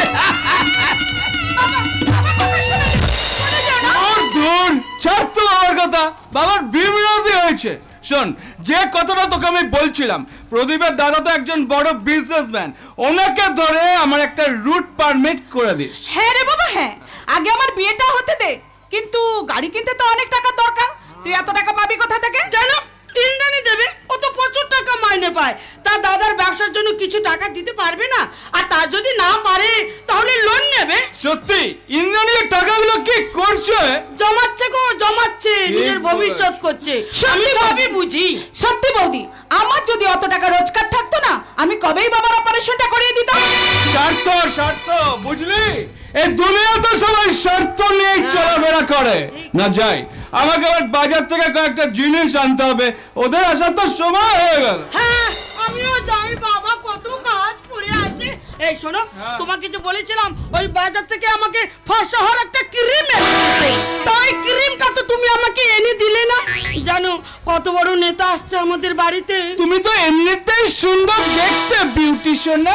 ধকে ধকে করে নে ওরা জিরারা করনে লাগা, ধকে ধকে করে নে ওরা জিরারা করনে লাগা, সাইয়া বানিয়া চুরনা কাটি কালিয়া চুরনা, সাইয়া বানিয়া চুরনা কাটি কালিয়া চুরনা, ধকে ধকে করনে লাগা ওরা জিরারা করনে লাগা।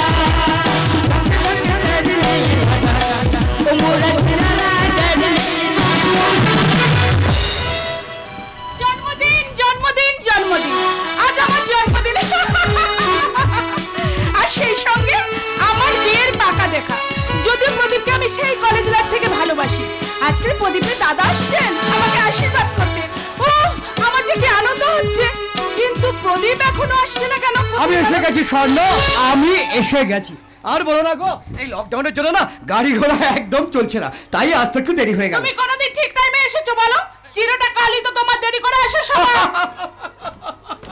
ভালো লাগে জানো, আর তুমি যখন অধীর আগ্রহে আমার জন্য অপেক্ষা করো, কখন আসবে বলে ব্যাকুল হয়ে ওঠো, রেগে যাও, তখন তোমার সেই রাগান্বিত মুখটা দেখতে না আমার ভীষণ ভালো লাগে।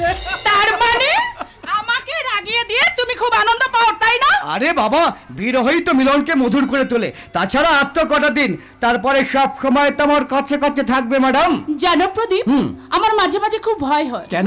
তোমরা কত বড় লোক, তোমার দাদা একজন নামকরা নেতা, উনি আমাদের বিয়েটা মেনে নেবেন তো? তুমি জানো না স্বর্ণ, দাদা আমাকে কতখানি ভালোবাসেন, আর মেনে নিয়েছেন বলেই তো দাদা আজ তোমাকে আশীর্বাদ করতে আসছেন। কই, তোমার দাদা তো এখনো আসেননি। আরে আসছে, নেতা মানুষ, চারিদিকে কত কাজ। আমাকে বললো তুই চলে যা, আমি ঠিক সময় মতো পৌঁছে যাব। জানো প্রদীপ, আমার কেমন যেন সব স্বপ্নের মতো লাগছে। ভাবিনি এভাবে আমার মনের আশা পূরণ হয়ে যাবে। হবে স্বর্ণ, হবে। তোমার মনের সব আশাই আমি পূরণ করে দেব। আর আমি কি বানের জলে ভেসে এসেছি নাকি? একে কে আপনি? না বলো কে হুট করে বাড়ির মধ্যে ঢুকে বললেন? তুমি কে ভায়া?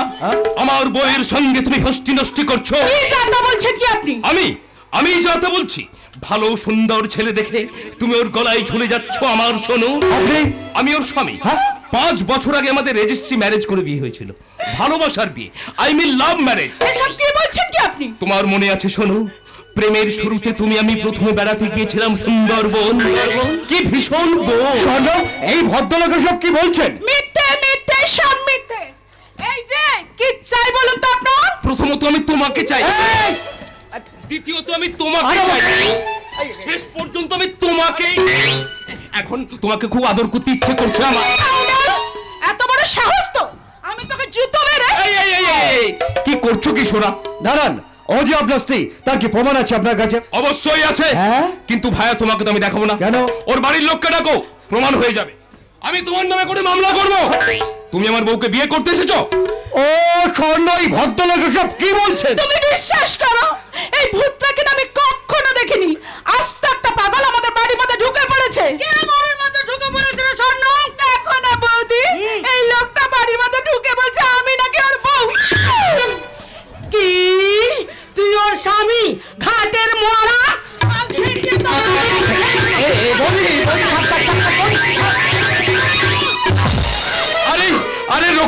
দেবী, রক্ষে করো দেবী, আমি তোমার অধম ভাই ভজা।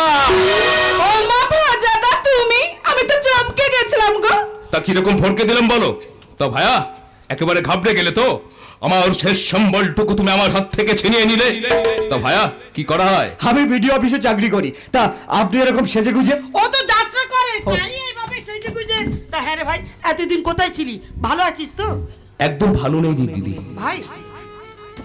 এই লকডাউন যাত্রা জগৎটাকে পুরো শেষ করে দিয়েছে। শিল্পীগুলোর যে কি অবস্থা, কেউ বাজারে আলু বিক্রি করছে, কেউ বা মাছ, কেউ বা কিন্তু তুই এইভাবে সেজে এসেছিস কেন? এরা কি ভাবলো বলতো? কি করবো, অনেকদিন তো স্টেজে অভিনয় করতে পারছি না, তাই একটু ঝালিয়ে নিলাম আর পুরস্কার তিরস্কার গলায় কলঙ্কের হার। হেভি ব্যাপার, থাক আর বলতে হবে না। তা তুই এতদিন কোথায় ছিলি? হিমালয়। হ্যাঁ, তপস্যা করতে চলে গেছিলাম। আমাকে আর দেখতে পেতিস নাকি? হঠাৎ একদিন ধ্যানের মধ্যে তোর মুখটা দেখতে পেলাম, তাই চলে এলাম। কিন্তু এইভাবে আর কতদিন চলবি? বেথা কর, কিভাবে চলছিস বলতো? চেষ্টা তো করলাম জানো ভাইয়া, হাজারটা মেয়ে দেখলাম, কিন্তু কি একটাও মেয়ে আপনার পছন্দ হলো না? আরে না না না না, একটাও মেয়ে আমাকে পছন্দ করলো না। শেষে যদিও একটা আশা ছিল, তাও তুমি আবার ছিনিয়ে নিলে। তা ভাইয়া এইসব কথাবার্তা বলছি বলে কিছু মনে করছো না তো? না না, মনে করবো কেন? আপনি হলেন শিল্পী মানুষ। একদম খাঁটি কথা বলেছো। আমি তোমার সঙ্গে একটু মজা করছিলাম জানো ভাইয়া। এইসব সংসার টংসার আমাদের মতো যাত্রা শিল্পীদের জন্য নয় ভাই। শিল্পী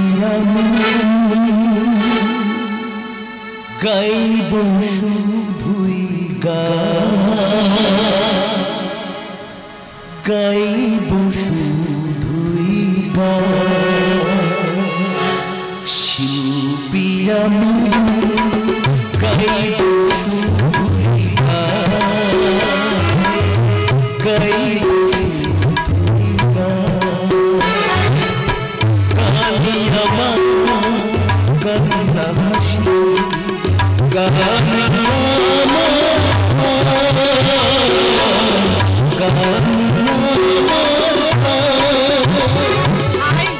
গাইব শুধুই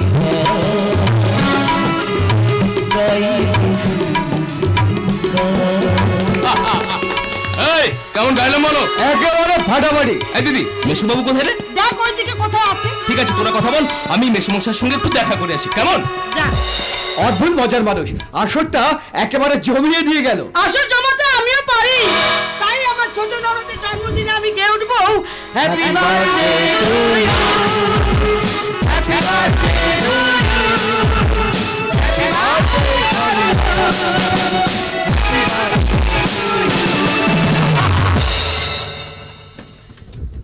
কেমন আছেন মেশুমশাই? থাক বাবা থাক, আর প্রণাম করতে হবে না। কতদিন বাদে তুমি এ বাড়িতে এলে। আচ্ছা আচ্ছা বলতে পারো ভজা, আজ অমাবস্যা না পূর্ণিমা? আপনি এ কথা বলছেন কেন মেশুমশাই? চারিদিকে এত আলো, কিন্তু আমার জীবনটা কেন এত অন্ধকার বলতে পারো বাবা? মেশুমশাই, এখন যে পৃথিবীর ওই দিকটা দিন আর এই দিকটা রাত, এটাই তো নিয়ম মেশুমশাই। হ্যাঁ তুমি ঠিক বলেছো বাবা, তুমি ঠিক বলেছো। তোমাকে আমার বড় ভালো লাগে। আর কটা দিন এখানে থেকে যাও না বাবা? থাকবো মেশুমশাই, থাকবো। আর দেখবো দিদির মনের রংটাকে একটু বদলাতে পারি কিনা, বদলাতে পারি কিনা।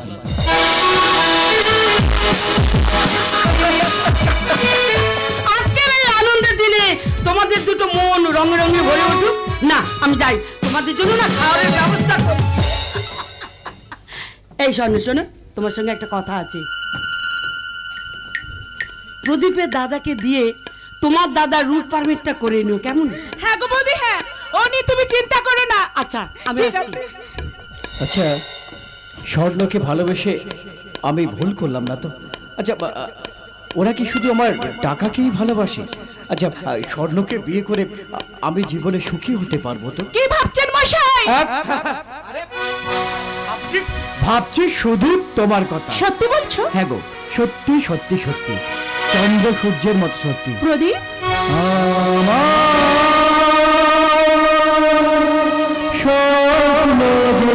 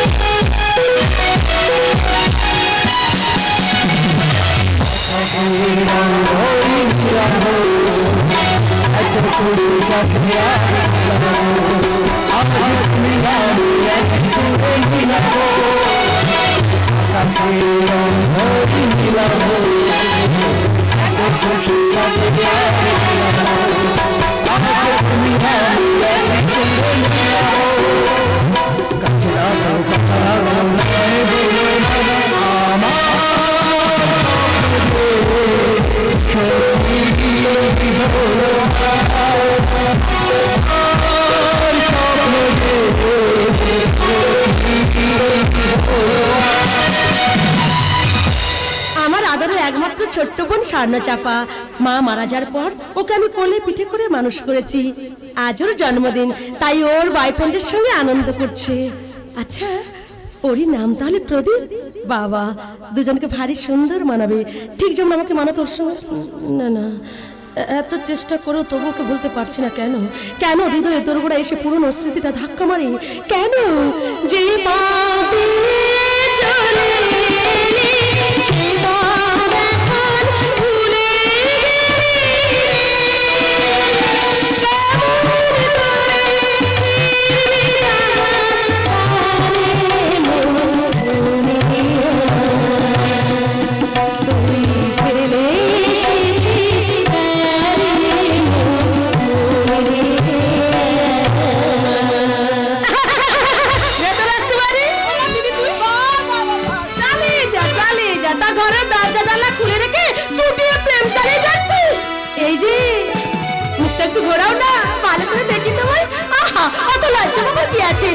প্রথম দেখছি তোমায়।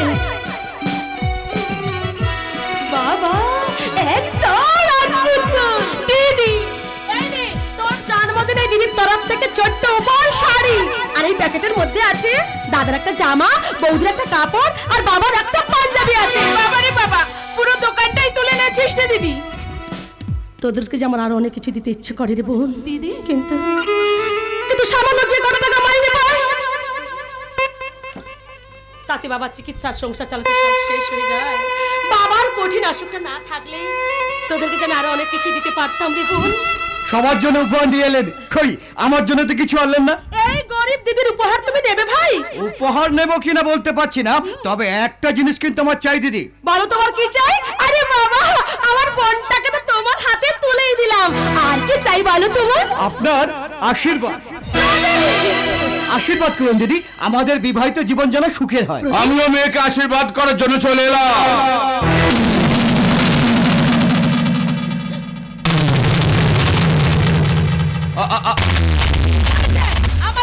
এই তো দাদা চলে এসেছে। নমস্কার, আমি আপনার সম্পর্কে অনেক কথা শুনেছি। আপনি আমার সম্পর্কে কি শুনেছেন? আপনি খুব ভালো মানুষ।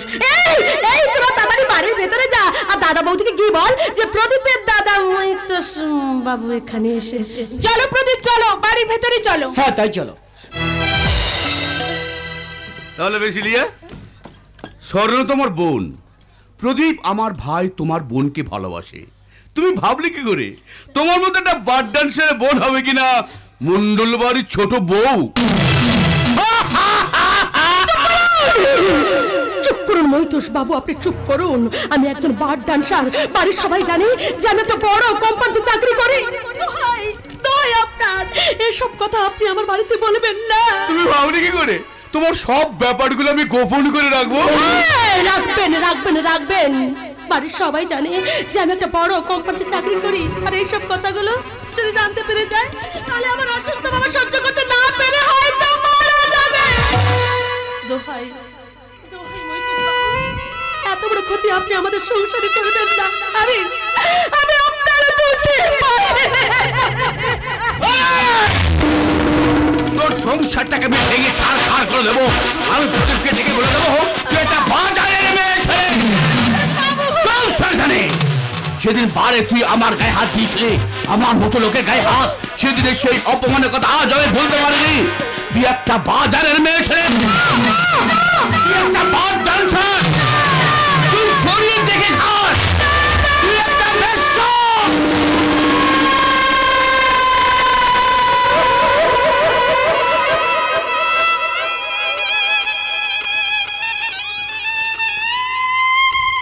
বিশ্বাস করুন মৈতোষ বাবু, শুধুমাত্র দুটো পয়সা রোজগার করে সংসারটাকে বাঁচানোর জন্য আমি কাজ করি।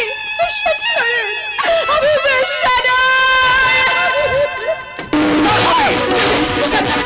আমি আমার বাধানে মাছ করে রাখবো। প্রতি রাত্রে তুই আমার শরীরে খিদে পেটাবি, তোকে আমি শান্তিতে বসতে পারে নিয়ে গিয়ে তুলবো। মৈতোষ বাবু, আমি কাজ করতে পারবো না, আপনি আমাকে ক্ষমা করে দিন। পারবে না? সবাইকে ডেকে ডেকে তোমার আসল পরিচয়টা জানিয়ে দিই। বলবো সব কোথায় গেলে? আপনি যা বলবেন আপনার সব কথা আমি শুনব। হে ভগবান, আমি কি বিপদে পড়লাম। তাহলে কাছে এসে লিয়া তোমাকে একটু আদর করি।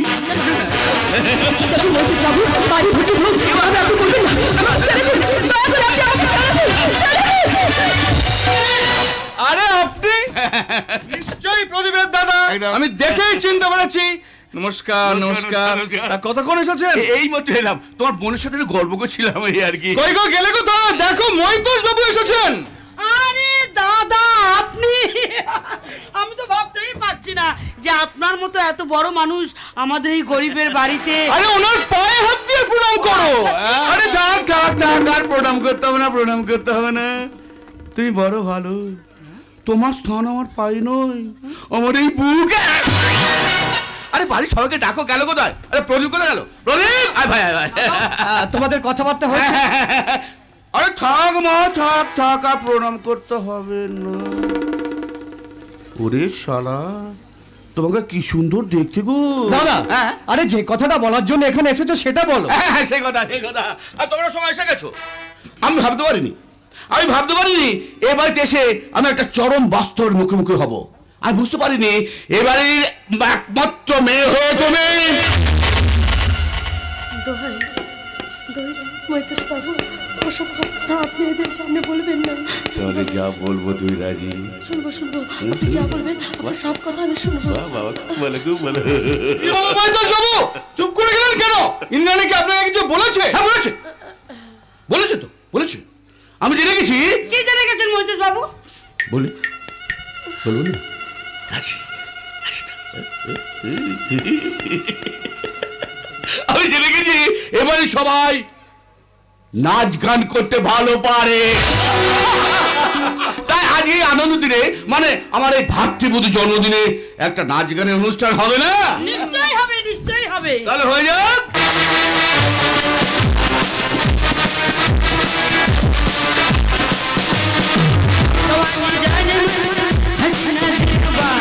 मिले तो दिलवा शिकारी हो गया, शिकारी हो गया, शिकारी हो गया। एक ऐसी तो भवा, एक ऐसा लम्हा, एक ऐसा भवा, एक ऐसी का भवा। न जानू मैं, न जाने हो।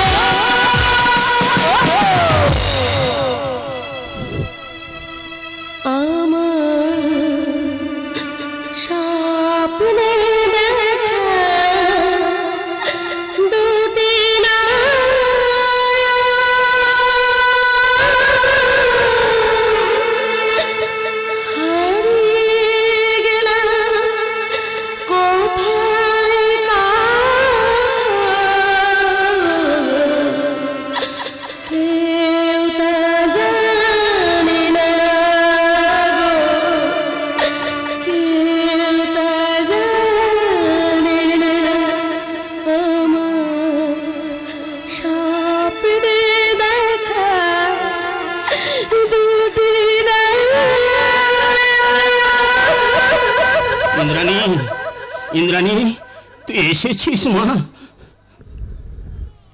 হ্যাঁ বাবা, আমি আমি অনেকক্ষণ এসেছি। আমাকে কিছু খেতে দিবি মা? তোর বৌদিকে বললাম, কি বললো জানিস? এখন হবে না, রাত হবে। আমার যে বড় খিদে লেগেছে রে মা। চলো বাবা, আমি তোমাকে খেতে দিচ্ছি। তাই একি রে মা, তোর মুখখানা এমন শুকনো লাগছে কেন? চোখ দুটো ছলছল করছে। আমায় বল মা, আমায় বল, তোর কি হয়েছে? তা হ্যাঁ রে মা, তোর শরীরটা ভালো আছে তোর মা?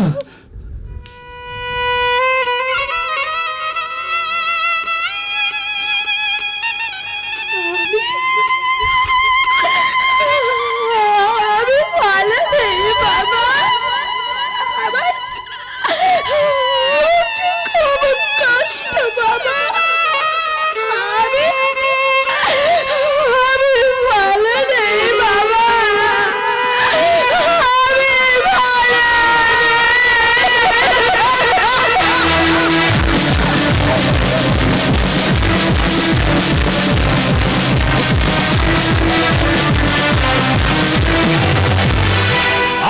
ভালো থাকতে দেবে না, ভালো থাকতে দেবে না। চিন্তা চিন্তা আমার মাথাটা খারাপ হয়ে যাচ্ছে। ওই লোকটা ওই বাড়ির সম্পর্কে এত কথা জানলো করে, তাহলে কি ও সত্যিই সংকল্প? না না, বেশি দেরি করা ঠিক হবে না। যত তাড়াতাড়ি সম্ভব প্রতিমাকে রাজি করিয়ে ওর বাবার নামে সমস্ত সম্পত্তি আমার নামে লিখে নিতে হবে। সম্রাট আমার নাম, এর মতো আমি জীবন যাপন করতে পারবো না। প্রতিমাকে বোঝাতে হবে ওই লোকটা ওর দাদা নয়। কি করে বোঝাবো? ভাবতে পারছি না, আমি ভাবতে পারছি না, কিছুতেই ভাবতে পারছি না। কি ভাবছো সম্রাট? প্রতিমা, তুমি কি সত্যিই বিশ্বাস করো ওই লোকটা তোমার দাদা? প্রথম দিনটা সন্দেহ হলেও এখন মনে হয় ও আমার দাদা। ওই লোকটা তোমার দাদা হতে পারে না। আমি সংকল্পটাকে খুব ভালো করে চিনতাম। ওই লোকটা তোমার দাদা হতে পারে না। দাদা যদি না হবে তাহলে আমাদের সম্পর্কে এত কথা জানলো কি করে? প্রতিমা, লোকটা অসম্ভব চালাক। সমস্ত আট গাট বেঁধে এই বাড়িতে ঢুকেছে, এই বাড়ির সমস্ত সম্পত্তি দখল করার জন্য।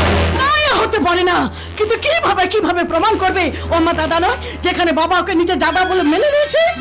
আমি প্রমাণ করে দেবো ওই লোকটা তোমার দাদা নয়। কিভাবে? প্রতিমা, আমি তোমার দাদার হাতে লেখা ডায়েরিটা আনতে বলেছিলাম, তুমি সেটা নিয়ে এসেছো? হ্যাঁ, নিয়ে এসেছি। এই নাও। এইবার প্রমাণ হয়ে যাবে ওই লোকটা তোমার দাদা।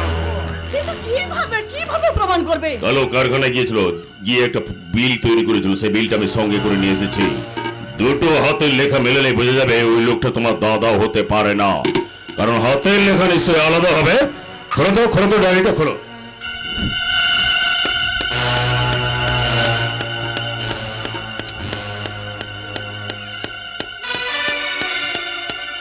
আশ্চর্য, হাতে লেখা দুটো পুরো এক।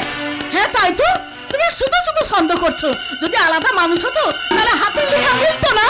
ও, এখন যাবে কি করি? কি আর করবে, বাটিয়াতে বেরিয়ে পড়ো। অন্ন দে মা, অন্ন দে, কারণ তোমার সময় তো ফুরিয়ে যেতে। প্রতিমা, ওরে প্রতিমা, আমার খুব খিদে পেয়েছে, আমার কিছু খেতে দিবি। চল, ওদিকে হরির মা দেবার কোথায় গেল? চল চল চল চল। হ্যাঁ, চলো দাদা, চলো চলো। ও, এখন যাবে কি করে, কি করে প্রমাণ করি, কি করে প্রমাণ করি, কি করে প্রমাণ? হ্যাঁ, মনে পড়েছে। আচ্ছা, আপনি তো সংকল্পদা, বলুন তো আপনার বোন কি মিষ্টি খেতে ভালোবাসে? কি মিষ্টি? হ্যাঁ, না বলবো না। হ্যাঁ, বলতে আপনি পারবেন না, কারণ এটা আপনি কায়দা করে জানতে পারেননি। সালা একটা প্রমাণ আমি জোগাড় করেছি। প্রমাণ জোগাড় করেছে? ছোটবেলা থেকে ও খুব গরম গরম জিলিপি খেতে ভালোবাসে। একদম তুমি ঠিক বলেছো দাদা। সঙ্গে করে নিয়েছি, বললি তোতে মোটা বসে গরম গরম জিলিপি খা। না বাবা, আর কোনো কথা বলবো না। দেখ বোন, আমাদের কিরকম ড্যাব ড্যাব করে তাকিয়ে আছে, দেখ, মনে হচ্ছে আমাকে গিলে খেয়ে নেবে বোধহয়। চলো দাদা, তুমি খাবে, চলো। আজ আমরা ভাই বোন দুজন একসঙ্গে বসে জল খাবো। হ্যাঁ, তুমি এসো, খাবে, এসো। আমি খাবো না। ও, এখন আমি কি করি? চিৎকার করবে, চিৎকার করো। কেন আসার দিন থেকে তো শুধু চিৎকার করে যাচ্ছ। এ হতে পারে না, মিথ্যে মিথ্যে মিথ্যে। কিন্তু প্রমাণ করতে পারছো কোথায়? আমি যে সংকল্প মুখার্জি নই সেটা প্রমাণ করতে পারছো কোথায়? কিসের প্রমাণ?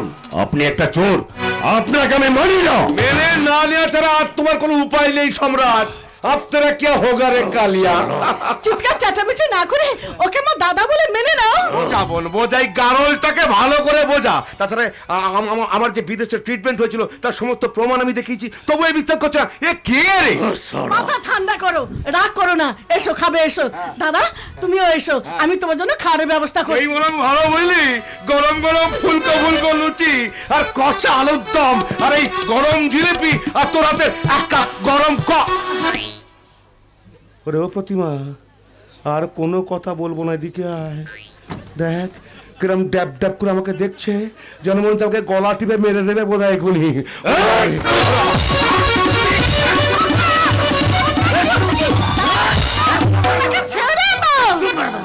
মাথা খারাপ হয়ে গেছে নাকি?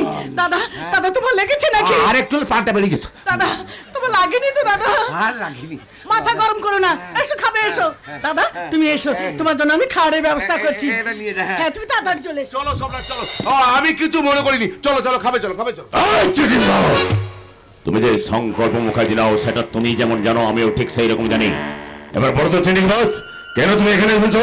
কি চাও তুমি? আসার দিন থেকে তুমি আমাকে অনেক অপমান করছো, আমি সব সহ্য করেছি, কিন্তু আমি আর তা করবো না। কি করবে? কি করবে তুমি? আমি কি করতে পারি আর না পারি সেটা তুমি খুব ভালো করেই জানো।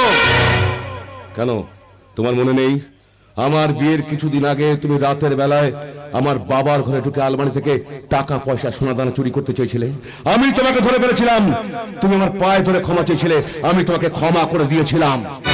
আশ্চর্য, সেদিন তো ওই ঘরে আমি আর সংকল্পদা ছাড়া কেউ ছিল না।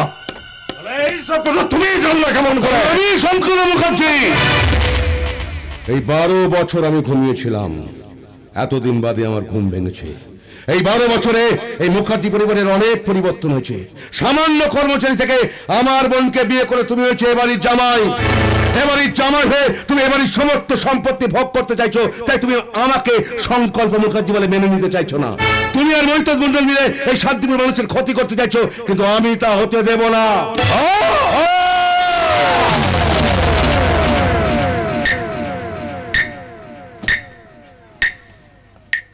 আমি সংকল্প মুখার্জি, আমি বলবো শেষ কথা। তাই বলছি এবার থেকে একটু ভালো হওয়ার চেষ্টা করো।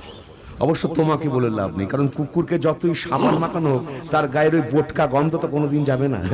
চোরা না শুনে ধরবেন কাহিনী। চলো চলো খাবে চলো। থাকলে ডোবা খানা হবে কসুরি পানা, বাঘে হরিণে খানা একসাথে খাবে না, স্বভাব তো কখনো যাবে না। ও বলি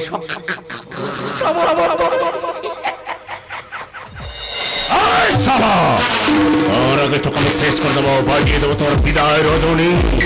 আর কয়েকদিন দিন অপেক্ষা কর, আমি খতম করে দেবো। প্রতিমা, আমার চশমা দিয়ে তোমা, আমি একটু বেরোবো। এই যে সম্রাট, তুমি যাও, যে খেয়ে নাও। সংকল্প তোমার জন্য খাওয়ার নিয়ে বসে আছে। শোনো, সংকল্প বলছিল তোমার হিসেবের খাতায় নাকি অনেক রকম গরমিল পাচ্ছি। বাবা কোনো গরমিল নেই। আর যাকে শোনো, এবার থেকে কারখানাটা ওই দেখাশোনা করবে। এতদিন ছেলে ছিল না, তাই তুমি দেখাশোনা করতে, কিন্তু ছেলে যখন এসে গেছে। বাবা আপনি ভুল করছেন। ভুল আমি করেছিলাম প্রতিমার কথায় বিশ্বাস করে প্রতিমার সঙ্গে তোমার বিয়ে দিয়ে।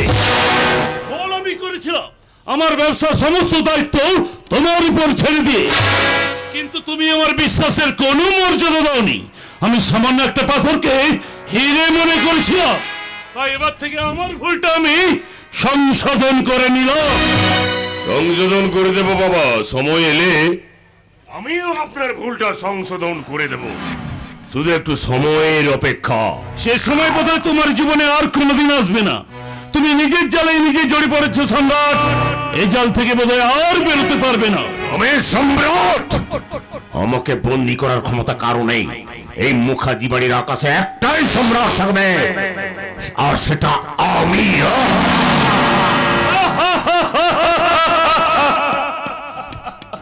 কি সম্রাট হবে আর কি জল্লাদ হবে সেটা সময়ই বলে দেবে। একটা কথা কি আছে জানো তো, অতি বার বিরো না, ঝড়ে পড়ে যাবে, আর অতি ছোট হয়েও না, ছাগলে মুড়িয়ে খাবে। বাবা, এই নাও তোমার চশমা।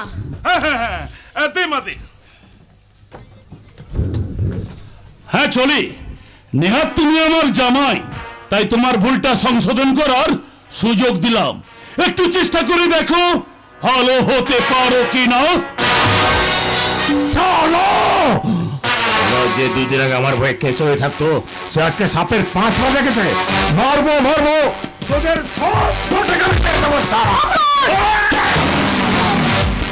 ওই লোকটাকে যদি এই বাড়ি থেকে না ছাড়াও, তাহলে তোমাদের সব কটাকে মেরে দেবো। আমি আদালতের বিরুদ্ধে কেস করবো। তুমি বিচারপতির সামনে দাঁড়িয়ে বলবে ওই লোকটা তোমার দাদা নয়। যদি না বলো, তাহলে তোমাকে, তোমার বাবাকে, সবাইকে মেরে দেবো। বলে বলবে, বলবে তুমি যা বলবে আমি তাই করবো। বলবে তো শোনা, বলবে তো শোনা, বলবে তো, কারণ ওই সম্পত্তিটা আমার চাই।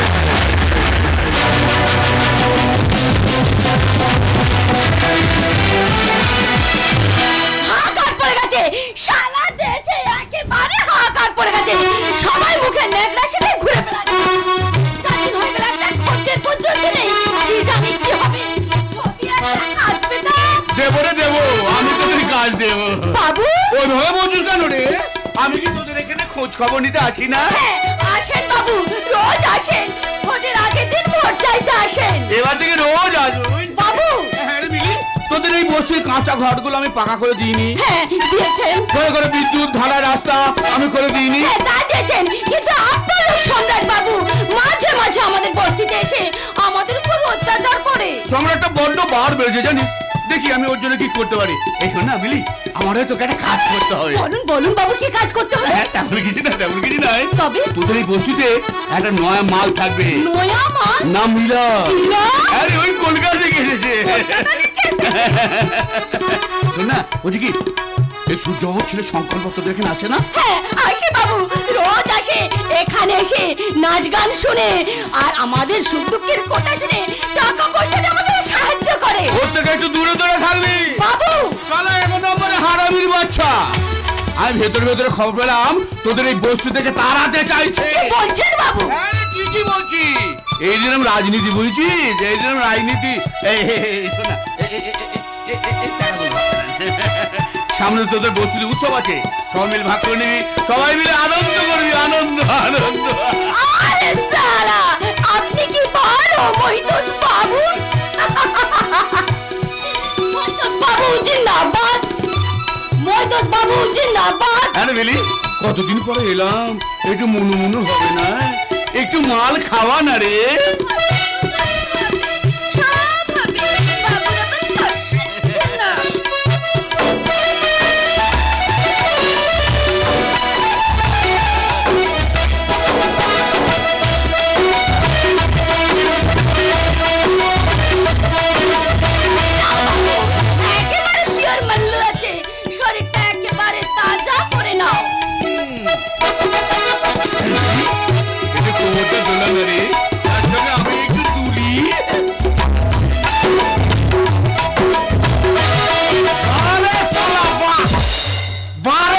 নেতা মহিতোষ মন্ডল, বাবা বাবা দিনের বেলায় সততার নামাবলী গাইতে মিটিং মিছিল করছে, নারী নির্যাতনের উপর বক্তৃতা দিচ্ছে, আবার সেই নেতা রাতের বেলায় পতিতা পল্লীদেশে এক প্লেট মদ গেলে পতিতার শরীর ভোগ করার স্বপ্ন দেখছে। বাহ, যোগ বিয়োগ গুণ ভাগ আমি সবটাই করতে পারি, কিন্তু তুমি হয়তো জানো না কবে তোমাকে এই শান্তিপুরের খাতা থেকে বিয়োগ করে দেবো, এটা তুমি জানো না। তুমি হয়তো ভুলে গেছো আমাকে। এই এলাকার মানুষ আমার মুখের দিকে তাকিয়ে থাকে, অথচ আপনি এই এলাকার মানুষের মুখের অন্ন কেড়ে নিতে চাইছেন। এইভাবে আর বেশি দিন চলবে না নেতাবাবু, এরা আপনার বুজরুকি ধরে ফেলেছে। আমিও তোমার বুজরুকি ধরে ফেলেছি ভাইয়া। তুমি যে মুখার্জি বাড়ির ছেলে সেজে এসে তাদের সমস্ত সম্পত্তি দখল করতে চাইছো, এটা আর কেউ বুঝতে না পারলেও আমি কিন্তু খুব ভালোভাবেই বুঝতে পেরেছি। আমিও বুঝতে পেরেছি জানেন, ওই সম্পত্তির ওপর সব থেকে লোভ বেশি আপনার। বুঝি যখন পেরেছো তখন যেখান থেকে এসেছো সেখানে ফিরে যাও না। এখানে বেশি খাপ খুলতে শোনা। খাপ নয়, একদিন আপনার গা থেকে এই পোশাকটা খুলে নিয়ে আপনার আসল চেহারাটা আমি শান্তিপুর মানুষের কাছে দেখিয়ে দেবো। তার আগে এ বাড়ির বৌমাকে নিশ্চয়ই প্রমাণ করে দেবো তুমি আসল সংকল্প নও, নকল সংকল্প। দেখবেন তার সঙ্গে আমার লোটকে না যান, কারণ আপনাদের চরিত্রের তো কোনো মা বাপ নেই। অপমান করছো? ঠিক আছে, তোমার এই অপমানের কথা আমার মনে থাকবে। মনে রেখো, আমি কিন্তু একজন জননেতা। আপনাদের মতো নেতাদের দেখে ওই ওপরওয়ালাকে ডেকে বলতে ইচ্ছে করে, হে প্রভু, 40-এর দশকে অনেক ভালো ভালো নেতা তুই ভারতবর্ষের বুকে পাঠিয়েছিলে। নেতাজি সুভাষচন্দ্র বোস, মহাত্মা গান্ধী, বিনয় বাদল, দীনেশ ক্ষুদিরাম। আজকে ভারতবর্ষের বড় দুর্দিন প্রভু, ওপর থেকে একটা স্যাম্পল ফাইল ছাড়ো, একটা পিস ছাড়ো গুরু, তাহলে এই সমস্ত বদমাইশ নেতাগুলো দেশ থেকে বিদেয় হোক। একটা পিস ছাড়ো গুরু। আমিও নিয়ে এসেছি একটা পিস। তোর সব প্ল্যান আমি করে দেবো ঠিক ঠিক সময় পেলে বুঝতে পারবি এই মহিতোষ মন্ডল কিচ্ছি সারা একে নম্বরে হারামির বাচ্চা, টাকা দিয়ে আমাদের কিনতে চাইছে। কিনতে চাইলে কি সবকিছু কেনা যায় রে বাবু? বলতে চাইলে কি সবকিছু ভোলা যায় বাবু? কই, আমি তো এত চেষ্টা করি তবু তো আমার অতীত ইতিহাসটাকে আমি ভুলতে পারি না। তাই তো বারবার তোদের এখানে ছুটেছি, দাদা মদ দিয়ে মদ দিয়ে মদ চাই, আমার অনেক মদ চাই। আজকে তার কথা আমার বারবার বেশি করে মনে পড়ছে। দে মদ দে, মদ দে। নাও বাবু, একেবারে পিওর মাল্লু আছে, শরীরটা একেবারে তাজা করে নাও। বাবু তুই তো ভদ্র ঘরের ছেলে, এই পতিতা পল্লীতে কেন এলি? এটা যন্ত্রণা। যন্ত্রণা? হ্যাঁ রে মিলি, বুকের মধ্যে একটা বিস্ফোরণ আমাকে খুব কষ্ট দেয় বাবু। আমি কিছুতেই তার কথা ভুলতে পারি না, তাই তো তোদের এখানে চলে আসি, তোদের সঙ্গে নাচ গানে আনন্দ স্ফূর্তিতে মেতে উঠি, আরো মত নিয়ে মিলি, আরো মত চাই। আজকে আমার তার কথাটা বারবার মনে পড়ছে, আরো মত চাই। আচ্ছা আচ্ছা, এত চেষ্টা করো তার কথা আমি ভুলতে পারি না। যা মল দিয়ে আসছি বাবু, আসছি। ভুলতে পারি না কেন? কেন বারবার আমার স্মৃতির দোরগোড়ায় এসে তার স্মৃতিটা আমাকে ধাক্কা মারে? আচ্ছা, সে কি কোনোদিন আমার সামনে এসে দাঁড়াবে না? একবারও আমার নামটা ধরে ডাকবে না একটা দিনের জন্য? আধারে কখন এসে জ্বালাবে প্রদীপ তুমি, পথের পাশে পথের খোঁজে হারিয়ে গেছি আমি, হারিয়ে গেছি আমি। আধারে কখন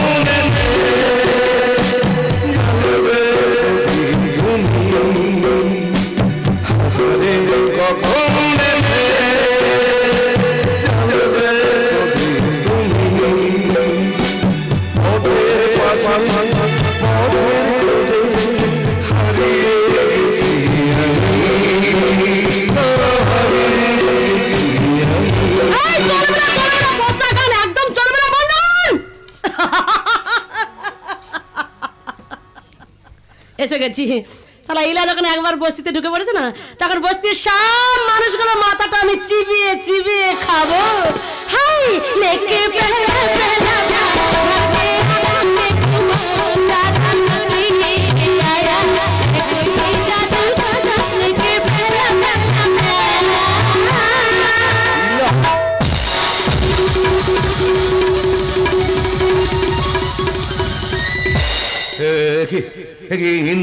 ইন্দ্রাণী, তুমি এখানে? ইন্দ্রাণী? আরে কাকে কি বলছেন আপনি? আমি ইন্দ্রাণী নই, আমি হচ্ছে ইলা। না, তুমি মিথ্যা কথা বলছো। তুমি ইলা তো বলো, তুমি ইন্দ্রাণী। দুর্বাস শালা, তখন থেকে বলছি আমি ইন্দ্রাণী নই, আমি হচ্ছে ইলা। শালা ইন্দ্রাণী ফিন্দ্রাণী তো ভালো মেয়েদের নাম হয়, আমাদের মতো পতিতাদের নয়। কেন তুমি তোমার পরিচয় আমার কাছে গোপন করছো? কেন তোমার নাম গোপন করছো? তুমি ইন্দ্রাণী ছাড়া অন্য কেউ হতে পারো না। দুর্বাস শালা তখন থেকে শালা ভ্যানতারা করছে। শালা মাল খাবি, ফুর্তি করবি, এখান থেকে ফুটে যাবি। নাম জেনে তোর কি এসে যায় না? আরে শালা, আমাদের কি কোনো নির্দিষ্ট নাম আছে নাকি? যখন যে বাবু ভালোবাসে আমাদেরকে ডাকে, সেটাই হচ্ছে আমাদের নাম। তোমার বাড়ি কোথায়? তোমার বাড়ি, তোমার ঘর কোথায়? বলো তোমার বাড়ি কোথায়? বলো। কেন গো বাবু, আমাকে নিয়ে ঘর বাঁধবে বুঝি? সংসার বাঁধবে বুঝি? বাবু বোধহয় এক দেখাতেই প্রেমে পড়ে গেছে। আরে বাবু, আমার প্রেমে পড়ে গেছে গো। যদি বলি তাই আমি হব তোমার জীবনের একমাত্র বাবু। আমি তোমাকে নিয়ে ঘর বাঁধবো, তোমাকে ভালোবাসবো, তোমাকে নিয়ে সংসার পাতবো। আমি দেখো বাবু, ওসব স্বপ্ন টপ্ন আমাকে দেখিও না। শালা যবে থেকে এই লাইনে নেমেছে না, স্বপ্ন আমার সব হারিয়ে গেছে। এখন তো আমি স্বপ্ন দেখাই এই শান্তিপুরে পতিতা পল্লীতে যখন একবার এসে পড়ছে না, তখন সারা সব সালে রাতের ঘুম স্বপ্ন আমি কেড়ে নেবো। খদ্দেরদের লাইন লাগা দেবো, লাইন। সমাজে যত বড় বড় লোক আছে না, ওই যে জজ, ব্যারিস্টার, উকিল, থানার বড় বাবু, সব সারা মাল টেনে ইলার পায়ের তলায় এসে গড়াগড়ি খাবে। সারা দেখবি নাকি তার একটা নমুনা? তাহলে দাঁড়িয়ে ঠেসে দেখ শালা, সত্যিকারের বাচ্চা কাকে বলে। ঘুটি মুখে বন্ধ করো তোমার এই অস্থির নাচ গান। আমি সহ্য করতে পারছি না। তুই বন্ধ করো। আমি সহ্য করতে পারছি না। শালা কে রে শালা? শালা এর শরীরে না শালা রাসকাস কিছুই নেই। বাবু বোধহয় শালা বেশি মাল টেনে ফেলেছে। বাবু, বাবু, আরে যান বাড়ি যান। আচ্ছা, তোমার ভালোভাবে বাঁচতে ইচ্ছে করে না? এই সমাজের বুকে মাথা উঁচু করে বাঁচতে ইচ্ছে করে না? আমি তো কোনোদিন ভাবতে পারিনি তোমাকে আমি এই পতিতা পল্লীতে দেখতে পাবো। তুমি অনেক বদলে গেছো ইন্দ্রাণী, অনেক বদলে গেছো, অনেক। বেশ, আমি চলে যাচ্ছি। যখন তুমি আমাকে চিনতেই চাইছো না, তখন আমি আর কোনোদিন তোমার সামনে সে দাঁড়াবো না ইন্দ্রাণী, তোমার সামনে দাঁড়াবো না। তুমি অনেক বদলে গেছো ইন্দ্রাণী, অনেক। দাঁড়ান, আপনি যাবেন না। এবার আমার একটা প্রশ্নের উত্তর দিন তো, আপনি আমার ইন্দ্রাণী নামটা জানলেন কি করে? শুধু তোমার নাম নয়, তোমার বাড়ি হচ্ছে পুরুলিয়ার পলাশডাঙ্গা গ্রামে। সেইখানে তুমি অনেক স্বপ্ন দেখেছিলে। সত্য করে বলেন তো, কে আপনি? আপনার নাম কি? পুরুলিয়ার বিদ্যাসাগর কলেজের সাহিত্যের ছাত্র অর্জুন রায়। অর্জুন, তুমি? আমি ক্লান্ত প্রাণ এক, চারিদিকে জীবনের সমুদ্র সফেদ। আমাকে দুদণ্ড শান্তি দিয়েছিল নটরের বনরত সেন।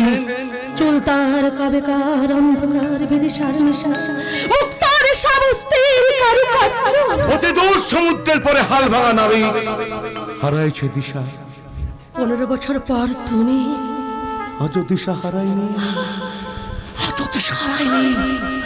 আজ এই অন্তরের মধ্যে একটাই নাম লেখা আছে, সেটা তুমি, তুমি, তুমি, তুমি। এই স্বপ্ন না সত্যি? চন্দ্রচূড়ের মতো সত্যি। তুমি এমন তো আমার নয়, এমন তো আমার নয়। এমনের সবটুকু জায়গা জুড়ে শুধু শুধু তুমি আছো, তুমি। তোমার মনে আছে ইন্দ্রাণী, স্কুল জীবন থেকে আমাদের ভালোবাসা শুরু। তাই কলেজ শেষ করে ঠিক করলাম আমরা পালিয়ে গিয়ে বিয়ে করব। কারণ কারণ আমাদের বাবা মা কোনোদিন আমাদের সম্পর্কটা মেনে নেয়নি। আর কেন যে মেনে নেয়নি সেটা আজও আমার কাছে অজানা। আমি সমস্ত জিনিসপত্র গুছিয়ে নিয়ে রাতের বেলায় ওই পুরুলিয়া স্টেশনে গিয়ে তোমার জন্য অপেক্ষা করছিলাম। তুমি তুমি তুমি এলে না। সত্যি গেল কবির সেই বাণী, কেউ কথা রাখিনি। 33 বছর কেটে গেল, কেউ কথা রাখে না। ছেলেবেলায় এক বস্তুবি তার আগমনী গান হঠাৎ থামিয়ে বলেছিল, শুক্লা দ্বাদশের দিনে অন্তরটুকু শুনিয়ে যাবে। তবে কত চন্দ্রবুক অমাবস্যা কেটে গেল, সেই বস্তুবি আর এলো। 25 বছর অপেক্ষা আছি, অপেক্ষা অপেক্ষা অপেক্ষা, প্রতীক্ষা প্রতীক্ষা ছাড় ধরে তোমার জন্য আমি পুরুলিয়া স্টেশনে অপেক্ষা করলাম। কিন্তু তুমি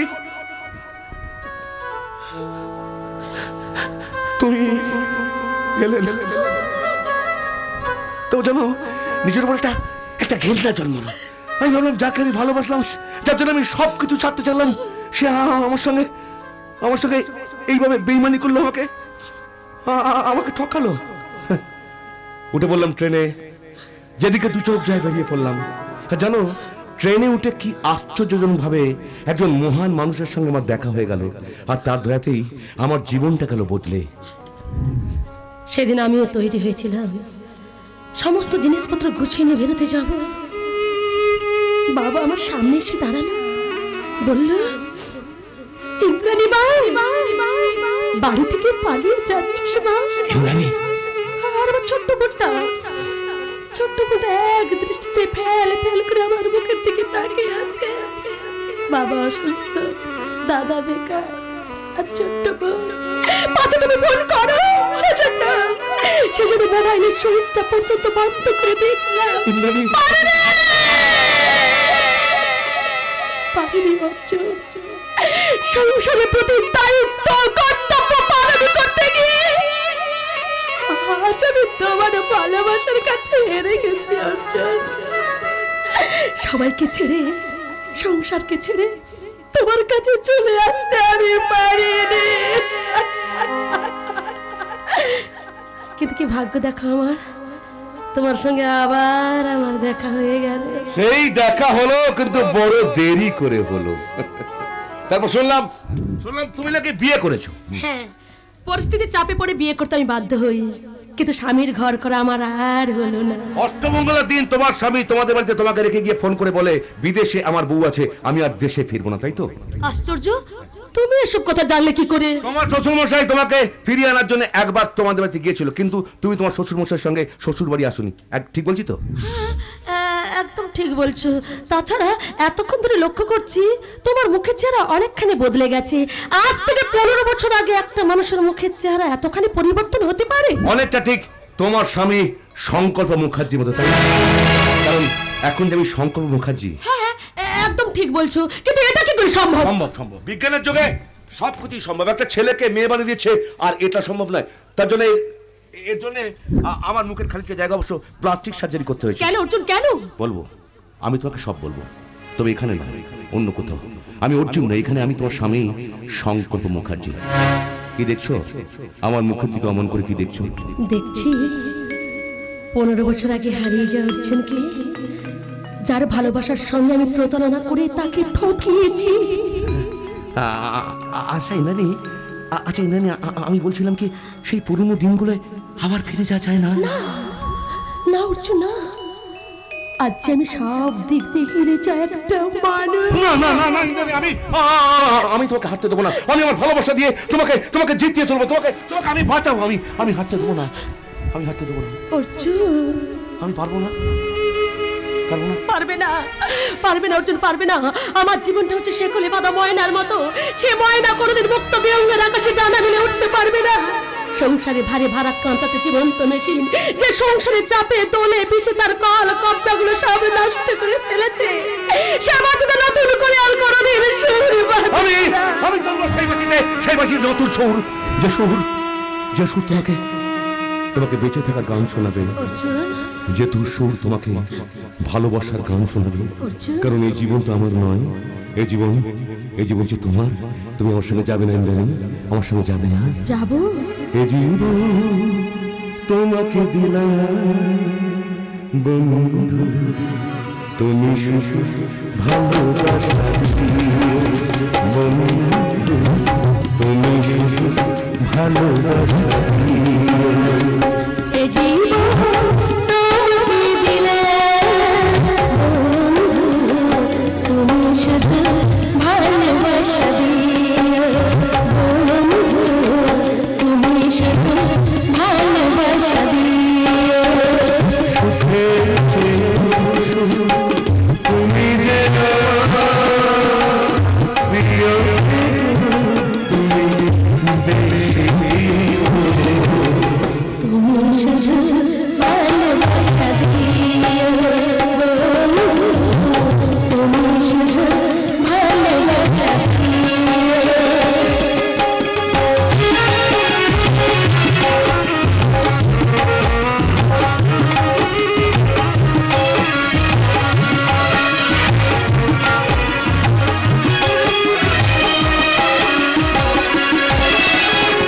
তোমাকেই চেয়েছি, তোমাকেই পেয়েছি, মরণে তোমারই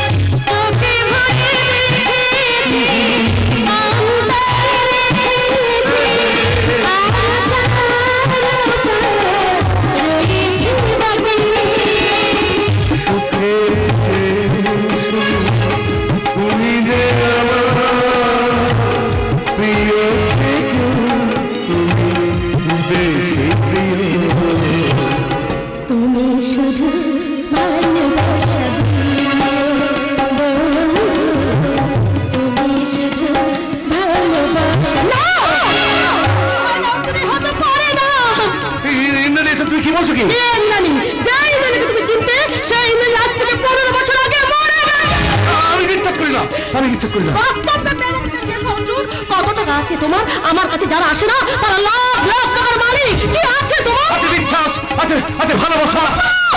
ওই ভালোবাসার কথাটা তোমার মুখে মানায় না। এখানে প্রত্যেকদিন ভালোবাসা কে যাবে না হয়। ভালোবাসার বাজার, একজন ভালোবাসার বাজার। এই পৃথিবীটা হচ্ছে একটা টাকার গোলাম।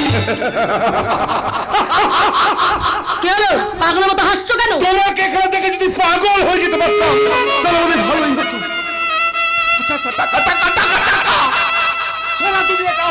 টাকার কাছে বিক্রি হয়ে যাচ্ছে। টাকার জন্য ভাই ভাইকে খুন করছে, টাকার জন্য বাবা মেয়েকে বিক্রি করে দিচ্ছে, আর টাকার জন্য ভালোবাসা নিলামে উঠছে, নিলামে। হ্যাঁ, তোমার ইন্দ্রাণী আজ টাকার কাছে বিক্রি হয়ে গেছে। এটাই তোমার আমার শেষ দেখা। আমি টাকার কাছে বিক্রি হয়ে গেছি। তাই আমি চাই না তুমি কোনোদিন আমার সঙ্গে দেখা করো। চলে যাও এখান থেকে। আমি তোমার কাছে হাত জোড় করে অনুরোধ করে বলছি, চলে যাও। আর কোনোদিন তোমার সামনে আমি একসাথে দাঁড়াবো না। অনেক দূরে চলে যাবো। যাবো, অনেক দূরে চলে যাবো। শুধু একবার বলো তো তুই আমার দিকে তাকিয়ে কোনোদিন একদিন